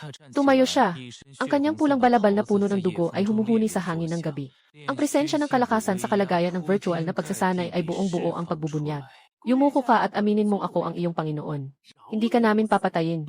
Walang emosyon si Luo Linshuang. Tiningnan niya siya ng isang beses. At isang tingin lang, nagsabi siya ng isang salita. Kamatayan. Hindi siya kumilos. Hindi man lang siya nagpakawala ng anumang nakikitang kakayahan o mahika. Nagpakawala lang siya ng isang hibla. Ng tunay na kapangyarihan ng isang Demon Lord na nasa antas ng Heavenly Venerable. Nakatigil ang ngiti sa mukha ng matandang dugo na may suot na pulang damit. Nagpakawala lang siya ng isang hibla. Ng tunay na kapangyarihan ng isang Demon Lord na nasa antas ng Heavenly Venerable. Nakatigil ang ngiti ng matandang dugo sa kanyang mukha. Hindi niya makontrol ang panginginig ng kanyang katawan. Biglang lumuhod. Nawasak ang kanyang puso ng daan sa harap ng pressure na ito. Ang antas na linyag ay wala pang karapatang tumingin pataas sa antas ng tinsit. Sino ka ba talaga? Hindi niya kayang bumuo ng isang buong pangungusap. Pinunto ni Luo Linshuang ang katawan ng Blood Robe Old Ancestor. Kasama ang kanyang primordial spirit na naging pulbos. Na nagliliparan sa hangin ng gabi. Malinis at mabilis. Walang naiwan na problema. Nanonood ako sa tabi ng eksenang ito. Di nakatakatakang siya ang Demon Lord. Ang aking maliit na shiny. Pero si Caroline Frost ay nakasimangot. Parang hindi siya masyadong kontento sa tawag na iyon. Oh, tunay ngang asawa ko siya. Malakas niya akong kinurot. Kaya masaya niyang yayakap ang kamay ko. Matapos ang laban na ito, ako at si Caroline Frost, pinagsawaan ang natitirang puwersa nila Ozuksui. Yung mga sinaunang demonyong nagising kasabay niya. Namatay na. O nagsuko at yumuko. Habang patuloy na hinuhuli ang mga demonyo. At sinisipsip ang espiritu at enerhiya ng mga espiritu. Naibalik na ang aking cultivation sa tuktok ng Yuanying. Nasaksihan ni Gumeng Yao at Xiao Wenyuan ang buong proseso ng paglilinis. Yung putol na braso ni Xiao Wenyuan ay agad na inayos ni Luo Linshuang. Gumamit siya ng isang karaniwang paraan ng pagsasama ng buto sa lupain ng luuyon na ikinagulat si Xiao Wenyuan. Hindi na napigilan ni Gumeng Yao ang kanyang tanong. Sino ba talaga kayo? Tumingin ako kay Luo Linshuang at tumingin siya pabalik sa akin. Pinayagan nila kaya. Nagsalaysay ako ng ilang bagay kay Gumiao Yao at Xiao Wenyuan ng pangkalahatan. Binawasan ko ang masyadong maraming detalye. Sabi ko lang na galing ako sa isang ibang mundo ng pagtataas ng espiritu. Ang antas ng aking kakayahan ay lagpas pa sa klasifikasyon sa Blue Star. Ganoon din si Luo Linshuang. Parang nakakita sila ng multo ang mga ekspresyon nila. Ang antas ng kanilang kakayahan ay lagpas pa sa klasifikasyon sa Blue Star. Si Luo Linshuang ay nakakaunawa. Ang ekspresyon nilang dalawa ay parang nakita ng multo. Sa huli, hindi iniulat ni Gumeng Yao, kundi nakipagkasundo siya sa akin sa isang pribadong kasunduan. Pinrotektahan niya ang aming pag-iral sa opisyal na antas. Habang ako ay lihim na humahawak sa mga panganib na hindi kayang harapin ng Jimo Buryu. Si Xiao Wenyuan ay naging isa sa mga kaibigan kong mapagkakatiwalaan sa Blue Star. Bagaman hindi mataas ang kanyang antas ng pagsasanay, siya ay matuwid at mapagkakatiwalaan. Nagsimula akong lihim na gabayan siya sa kanyang pagsasanay. Ngunit may ilang bagay na hindi mo basta maaaring itago kahit gusto mo. Ilang araw ang lumipas, may isang matanda na dumalaw. May sariling estilo at disiplina, na may espiritu ng isang immortal. Ang alon ng kanyang espiritu at lakas ng katawan. Isa sa pinakamalakas na cultivator sa Blue Star. Matandang Kunlun. Magalang siya pero diretso. Hindi ako nandito para mag-imbestiga. Nandito ako para magbigay ng babala. Tumingin siya kay Luo Linshuang. May malalim na pag-aalala sa kanyang mga mata. Mga tao mula sa labas ng mundo. Ang iyong pag-iral ay nagpapabilis sa pagbabago ng batas ng langit sa mundong ito. Ang sitwasyong ito ay hindi mabuti, kundi isang senyales na ang batas ng langit ng bituin ng asul ay unti-unting humihina. Kung hindi ka aalis sa mundong ito, sa araw ng pagbagsak ng batas ng langit, lahat ng nilalang ay mawawala. Tinitingnan siya ni Luo Linshuang ng malamig na tingin. Walang sagot. Nakatigil ako sa pagitan nilang dalawa. Ang matandang nakatatanda ay binigyan tayo ng ilang sandali. Susuriin ko ng mabuti ang dahilan. Huminga ng malalim ang matandang Kunlun. Ako'y nabuhay ng 3,000 taon. Hindi ko pa nakitang ganito kahinaan ang kalikasan. Kung hindi ninyo agad malalaman ang katotohanan, lahat ng nilalang sa mundong ito ay sasama sa libingan. Pagkatapos niyang magsalita, siya ay lumingon at umalis. Nagtinginan kami ni Luo Linshuang. Mukhang may mas malaking bagyo pang paparating. Hindi pa lumilipas ang 3 araw mula nang umalis ang matandang Kunlun. Dumating na ang mga pangyayari. Sa ilalim ng lupa ng bundok Qiangbei, isang nakakatakot na halimaw na enerhiya ang sumabog pataas. Natunaw ang niebe sa loob ng 100 milyang paligid. Ang sinaunang espiritu ng tagapagbantay na nilikha ng langit ng asul na bituin. Siyam na buntot na demonyong fox. Nagising na. Nang maging tao siya, isang napakagandang babae. Siyam na pilak puting buntot ang kumakalat sa likuran niya na parang abaniko. Nasa rurok ng kanyang lakas. Pangalawa lamang sa kataas-taas ang Diyos. Naramdaman niya ang presensya ni Luo Linshuang. At agad na lumitaw. Hindi upang manghamon kundi upang magtanong. Dayuhan ka. Ang iyong pag-iral ay unti-unting sinisira ang pundasyon ng langit ng mundong ito. Bilang tagapangalaga ng Blue Star, hindi ako mananahimik. Isang malaking labanan ang hindi maiiwasan. Napakalakas ng kapangyarihan ng siyam na buntot na demonyong Fox. Ang ilusyon ay napakamapanganib at mahirap intindihin. Ang panlilinlang ay napakamapanganib at mahirap intindihin. Ang ilusyon ay napakamapanganib at mahirap intindihin. Ang panlilinlang ay napakamapanganib at mahirap intindihin. Kahit na ang antas ni Luo Linshuang ay pinipigilan ng Blue Star Heavenly Dao sa Refining Void Realm. Ang pundasyon ng kapalaran ng Heavenly Venerable ay nananatiling higit sa karaniwan. Ang laban ng dalawa ay pumutol sa kalangitan sa loob ng 100 milya. Nakatayo ako sa tabi bilang suporta. Partikular kong pinipigilan ang ilusyon ng siyam na buntot na aswang. Ang antas ng espiritu ng langit ay nagbibigay sa akin ng kakayahang makilala ang totoo at hindi. Pinapayagan akong malinaw na matukoy ang katotohanan. Sa laban, napansin ko na walang intensyon ng pagpatay ang siyam na buntot na aswang. Ang kanyang mga atake ay may puwang. Mas tila ito ay isang pagsubok at babala. Pinigil ko si Luo Linshuang. Sandali, hindi niya ibig sabihin na papatayin kanya. Nung nagkudkod ng kilay si Luo Linshuang. Pero tinigil pa rin niya. Humihingal ang siyam na buntot na engkanto. Bahagyang bumaba ang pilak na buntot. Tama nga. Gusto ko lang makita kung gaano kalakas ang bisitang ito mula sa ibang mundo. Kasunod nito, mas naging magulo ang sitwasyon. Ang sinaunang Tootsie sa disyerto ng Hilagang Kanluran ay nagising na. Ang pagsasanib ng mga katawan ay mailikas na kakayahang sumipsip ng lahat. Nagsimula itong sumipsip ng mga espiritu mula sa ilang maliliit na bayan. Diretso itong tumungo sa presensya ni Luo Linshuang. Pinagsama namin ni Luo Linshuang ang aming lakas upang harapin ito. Mas matindi ang laban na ito kumpara sa laban sa siyam na bituin na asong demonyo. Ang Tootsie ay isang purong uri ng mabangis na halimaw na nakatuon sa labanan. Yung walang katwiran. Sa wakas, nakipag-ugnayan ako sa kanya gamit ang kapangyarihan ng langit. At doon ko siya napaamo. Dalawang sinaunang halimaw na mga tagapangalaga na nilikha ng langit ng asul na bituin. Hindi sila nagising upang atakihin si Luo Linshuang, kundi dahil naramdaman nila ang langit ng asul na bituin, na inaatake ng isang uri ng panlabas na puwersa. Hindi sila nagising para atakihin si Luo Linshuang. Naramdaman nila na ang langit ng bituing asul ay unti-unting nilalaso ng isang panlabas na puwersa. Kaya instinctively nilang tinuring si Luo Linshuang bilang banta. Sinabi sa akin ng siyam na buntot na Kitchun ang isang mahalagang impormasyon. Ang langit ng bituing asul ay hindi natural na nanghihina. Ito ay pinapalabas. Sa bawat paglitaw ng bitak sa dimensyon, magdadala ito ng bahagi ng pinagmulan ng langit ng asul na bituin. At ang unang paglitaw ng mga bitak na ito, tumingin siya sa akin. 3 taon na ang nakalipas. Noong sandaling tumawid ako, 3 taon na ang nakalipas. Nagkatinginan kami ni Luo Linshuang. Pareho kaming may masamang ekspresyon sa mukha. Gawain ng sistema ng pagtawid. Si Luo Linshuang ay naghanap sa loob ng 1,000 taon. Lahat ng tila nagkataon na mga pangyayari ay nag-ugnay, na nagbigay diin sa isang nakakatakot na anyo. Ang sistemang iyon ay hindi kailanman naging isang simpleng kasangkapan. Ginamit nito ako. At ginamit din si Luo Linshuang. Sa bawat pagkakataon na kanyang pinunit ang hadlang ng dimensyon, ito ay nagbubukas ng daan para sa isang nilalang na dumating sa Blue Star. Sinabi ko ang aking hinuha kay Luo Linshuang. Matagal siyang nanahimik. Yung tunog na nagtuturo kay Linshuang na hanapin ka. Paano kung bahagi rin ito ng sistema? Halos sumasagot na ang tanong. Sa ilalim ng dagat sa malalim na mata ng espiritu sa Pacific, natagpuan ko ang sagot, isang tinagong puntong pang-espasyo. Ang hininga sa Anchor Point ay ang bakas na iniwan ng sistema sa aking katawan. Hindi ito nawala, kundi lumipat ito sa puso ng langit ng asul na bituin. Parang isang pako na nakasaksak sa buhay ng asul na bituin. Patuloy na sumisipsip ng pinagmulan. Lumalantad ang katotohanan. Ang tunay na pagkakakilanlan ng sistema ay ang langit ng lupain ng lugmok na ulap. Kalooban, ang daang espiritu ng langit ng Luoyun ay unti-unting humina sa loob ng bilyong taon.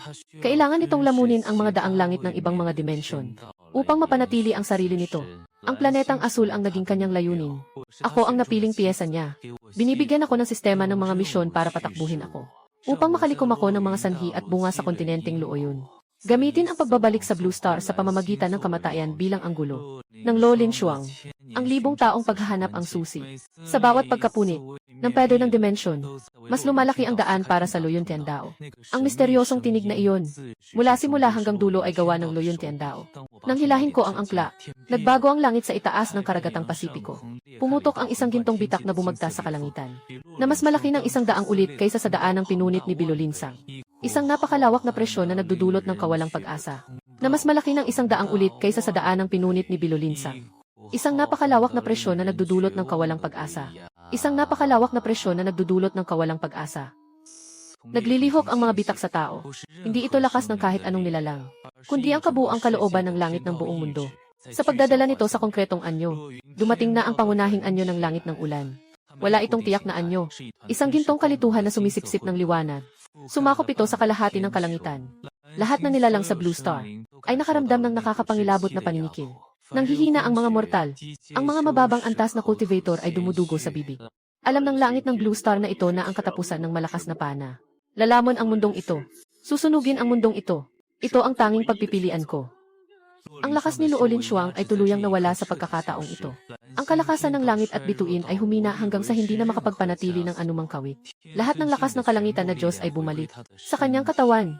Ang mga magic rune ay nagliliwanag ng nakakatakot na pulang liwanag. Hinawakan niya ng mahigpit ang sumpa ng paghihiganti. Tumayo sa tabi ko, kapatid na nakakatanda. Sa pagkakataong ito, sasamahan ka ni Rin Shuang. Ang pinakamalupit na laban sa kasaysayan ng Blue Star. Ang siyam na buntot na demonyong fox ay buong hukbo lumabas. Ang mga espiritu ng tagapangalaga, nang ang kalikasan ng Blue Star ay malapit ng masira. Naglabas sila ng huling lakas. Pinamunuan ng matatandang taga-Kunlun ang lahat ng sinaunang matuwid na mga tagapagtanggol ng Blue Star. Nagtayo ng depensa upang labanan. Si Xiao Wenyuan at Gumingyaw ay nagpasimula ng pagtakas ng mga mortal mula sa Magic Biru. Sa labas ng sakop, ang hukbo ng mga hayop na binuo mula sa Heavenly Tribulation ni Tiandao. Ngunit ang tunay na pangunahing laban ay para lamang sa dalawang tao. Ako at si Luolin Shuang ay magkatabi. Ako at si Luolin Shuang ay magkaakbay. 300 taon na magkasama. 300 taon na magkaaway. 1,000 taong pagkakahiwalay. Ngayon ay nagkatipon na tayo sa iisang panig. Sinusubukan ng Luoyon Tiandao na sirain ang ating kalooban. Ipinakita nito kay Luolin Shuang ang buong larawan ng bawat pagtataksil ko noon. Pagnanakaw ng espada ng mga immortal. Pagsanib puwersa ng mga demonyo para sadyang ilihis siya. Nakita mo ba? Ginamit ka niya. Isang saksak ni Luolin Shuang ang nagwasak sa mga ilusyon. Ang galit at pag-ibig ng tunay na katauhan. Hindi mo karapatan na makialam. Ipinakita niya muli sa akin ang madugong tanawin ng mga kasalanan ni Luolin Shuang sa loob ng 1,000 taon. Ang mga sekta na kanyang pinaslang. Ang mga nagbabayad ng buhay na kanyang pinatay. Ang dagat ng mga bituin na nag-iba ang kulay. Nakita mo na ba? Hindi na siya yung maliit na si Mishi na kilala mo noon. Alam ko kung anong itsura ko nang tumawa siya. Hindi mo na kailangang ipaalala pa. Totoo na ako ang tamang daon na immortal, hindi ba? Pero ang asawa ko ay isang demonyong Panginoon. Ano pa ba ang magagawa ko? Ang pagsalakay ng Luzay, Tindo ay napakalawak. Ang gintong kaguluhan ay parang galit na dagat. Isang alon pagkatapos ng isa pang alon ang dumadampi. Bawat alon ay naglalaman ng isang nakakatakot na lakas na kayang wasakin ang isang dimensyon. Ako ay buong tapang na sumusuporta sa laban. Ang balangkas ng Yuan Shen sa antas ng Tings. Sa ilalim ng pag-agos ng espiritu ng Blue Star, nagsimula itong mag-resonate ng malakas. Ang mga natutulog na daan ng diwa at kasanayan. Sa mga sandali ng buhay at kamatayan ay naitulak sa hangganan. Ang aking kasanayan ay mabilis na umakyat. Pagsasanay sa pagbuo ng katawan at pag-akyat sa mataas na antas. Hanggang sa lumitaw ang matagal nang nawalang threshold sa aking harapan. Ang Tiansu na si Luolin Shuang ay nakaramdam ng aking pagbabago. Walang pag-aalinlangan na ginamit niya ang kapangyarihan ng demonyo upang protektahan ako. Siya ang nagdala ng tadhana ng luyon sa kanyang sarili. Isa pang sunod-sunod na pagsabog. Nabasag ang kanyang mahiwagang marka. Nababad ng dugo ang kanyang buhok. Ang kanyang itim na mahahabang balabal ay napunit-punit. Ngunit hindi siya umatras. Kuya, dali. Ate, dali. Pumikit ako at ang aking espiritu ay nakiramay sa langit at lupa. Ang mga alaala ng nakaraang buhay na pagsasanay ay bumalik na parang baha.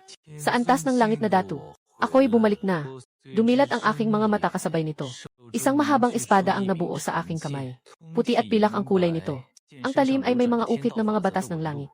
Hindi ito ang espadang ulan ng mga engkanto. Ito ang pangunahing espada ng aking sariling dao at espiritu. Ang paring sagrado at ang paring demonyo ay magkatabing naghahagis ng espada. Isa ay itim, isa ay puti, isa ay itim. Ang dalawang sinag ng espada ay nagsasama sa isang spiral. Hinahati nito ang kalangitan ng falling cloud sa kalituhan.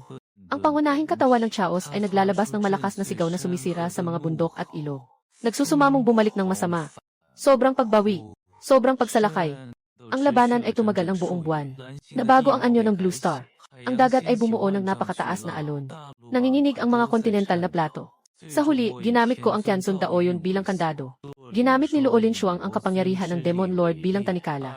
Pinagsamang lakas ng dalawa upang alisin ang pinagmulan ng landas ng ulap mula sa bituin ng asul. At ibalik ito sa lupa ng ulap. Pinuputol ang lahat ng daanan sa pagitan ng dalawang mundo. Ang landas ng ulap ay nagbigay ng huling sigaw ng pagdadalamhati. At pinilit na bumalik sa sarili nitong mundo. Ang kapalit ay labis na mabigat. Ang landas ng bituin ng asul ay naubos ang huling pinagmulan nito sa gitna ng kaguluhan. Ganap na naging wala. Wala ng mga tanikala ng langit. Mula ngayon, malayang dumadaloy ang espiritu sa bughaw na bituin. Walang hangganan ang pagsasanay. Nagsimula na ang isang tunay na panahon ng mataas na pagsasanay sa mga Diyos. Mula ngayon, malayang dumadaloy ang espiritu sa bughaw na bituin. Walang hangganan ang pagsasanay. Nagsimula na ang isang tunay na panahon ng mataas na pagsasanay sa mga Diyos. Pagkatapos ng digmaan, ang bughaw na bituin ay puno ng sugat. Ngunit may pag-asa pa. Pinangunahan ng matandang taga-Kunlun ang muling pagtatatag ng kaayusan. Si Xiao Wenyuan ang napiling pangunahing tao ng bagong Jimo Biryu. Si Gu Mingyao ay nakalusot sa kanyang hadlang sa panahon ng kalamidad at pumasok sa antas ng Huashen. Hindi ganap na naunawaan ng mga mortal ang nangyari. Ngunit lahat ay naaalala ang araw na iyon.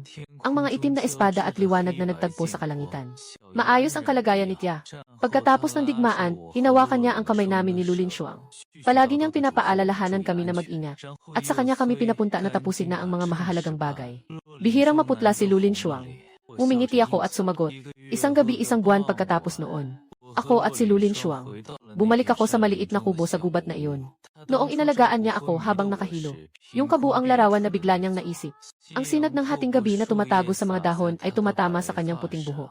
Nagbibigay ito ng isang mainit na gintong kulay. Nakayakap siya sa aking balikat. Bihirang tahimik. Pasensya na, Rin Shuang.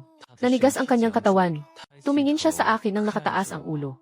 Ito ang tatlong salita na hinihintay niya ng 1,300 taon. Sa huling laban sa Luyon Continent noong araw, hinawakan niya ang aking baba at tinanong. Hindi ko kailanman nasabi. Yung paumanhin na nakasulat sa Rain Spirit's Word. Sa huli, hiwalay ang buhay at kamatayan. Hindi ito mahalaga. Ano ang sinabi mo? Nanginginig ang boses niya. Pasensya na at pinahirapan kita. Hinaplos ko ang kanyang buhok. Tulad ng ginawa ko 300 taon na ang nakalipas sa Xuantiango. At salamat sa paghanap sa akin. Tahimik na dumadaloy ang luha ni Luo Linshuang. Hindi siya umiyak ng malakas, kundi mahigpit na humawak sa aking manggas. Parang kapag binitiwan ay muli siyang mawawalan. Matagal na ang lumipas. Bumulong siya ng isang beses na may boses na mahina. Utang mo pa sa akin ang isang kasal. Umiti ako ng mabuti. Ilang buwan ang lumipas. Sa pangangalaga ng aking tiyahin. Sa harap ni Xiao Wenyuan, Gu Mingyao, at ilang matalik na kaibigan. Isang simpleng kasal ang ginanap sa gitna ng bundok. Suot ni Luo Linshuang ang pulang damit pangkasal na pinili ng kanyang tiyahin. Ang totoo sa gitna ng kanyang noo ay hindi na malamig sa ilalim ng pulang damit, kundi parang isang pulang plum na namumukadkad. Sa buong seremonya, kinakabahan siya at hindi alam kung saan ilalagay ang mga kamay. 1,300 taong gulang na demonyong Panginoon.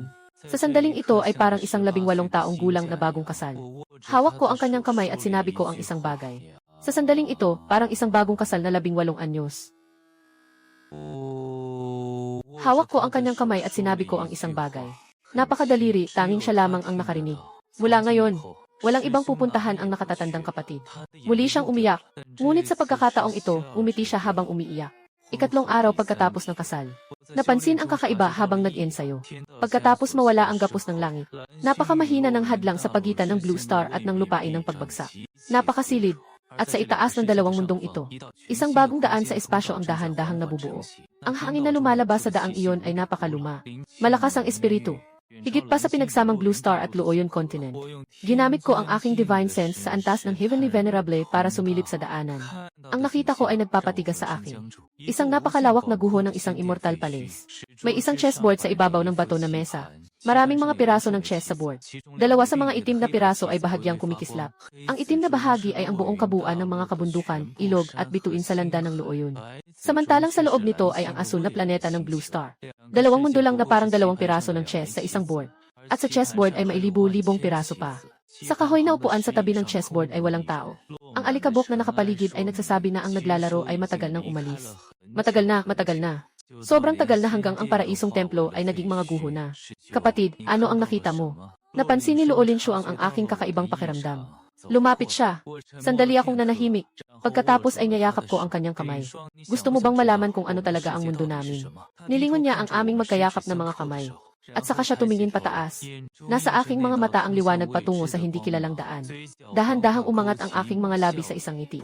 Hindi ito ang malamig na ngiti ng demonyo. Ito ay ngiti ng aking maliit na kapatid na disipulo noon. Saan ka pupunta, disipulo? Saan man si Linshuang, doon ako pupunta. Lumingon ako sa aking tiyahin. Nakatayo si Jiang Yixue sa pintuan ng bahay kahoy. Hawak-hawak ang isang balabal na iniwan ni Luo Linshuang. Namumula ang kanyang mga mata. Ngunit bumiti pa rin siya at kumaway. Huwag mong hayaang maghintay ang iyong asawa. Tandaan mong bumalik. Ako'y yumuko ng malalim. Pagkatapos ay magkatabi kaming pumasok ni Luo Linshuang. Sa liwanag na patungo sa itaas na mundo. Sa sandaling nagsara ang daanan. Isang tawanan na napakaluma na hindi na matunton. Mula sa kailaliman ng palasyo ng mga Diyos ay maririnig. Parang ang manlalaro ay sa wakas ay naghihintay. Na may nagbukas ng board ng chess.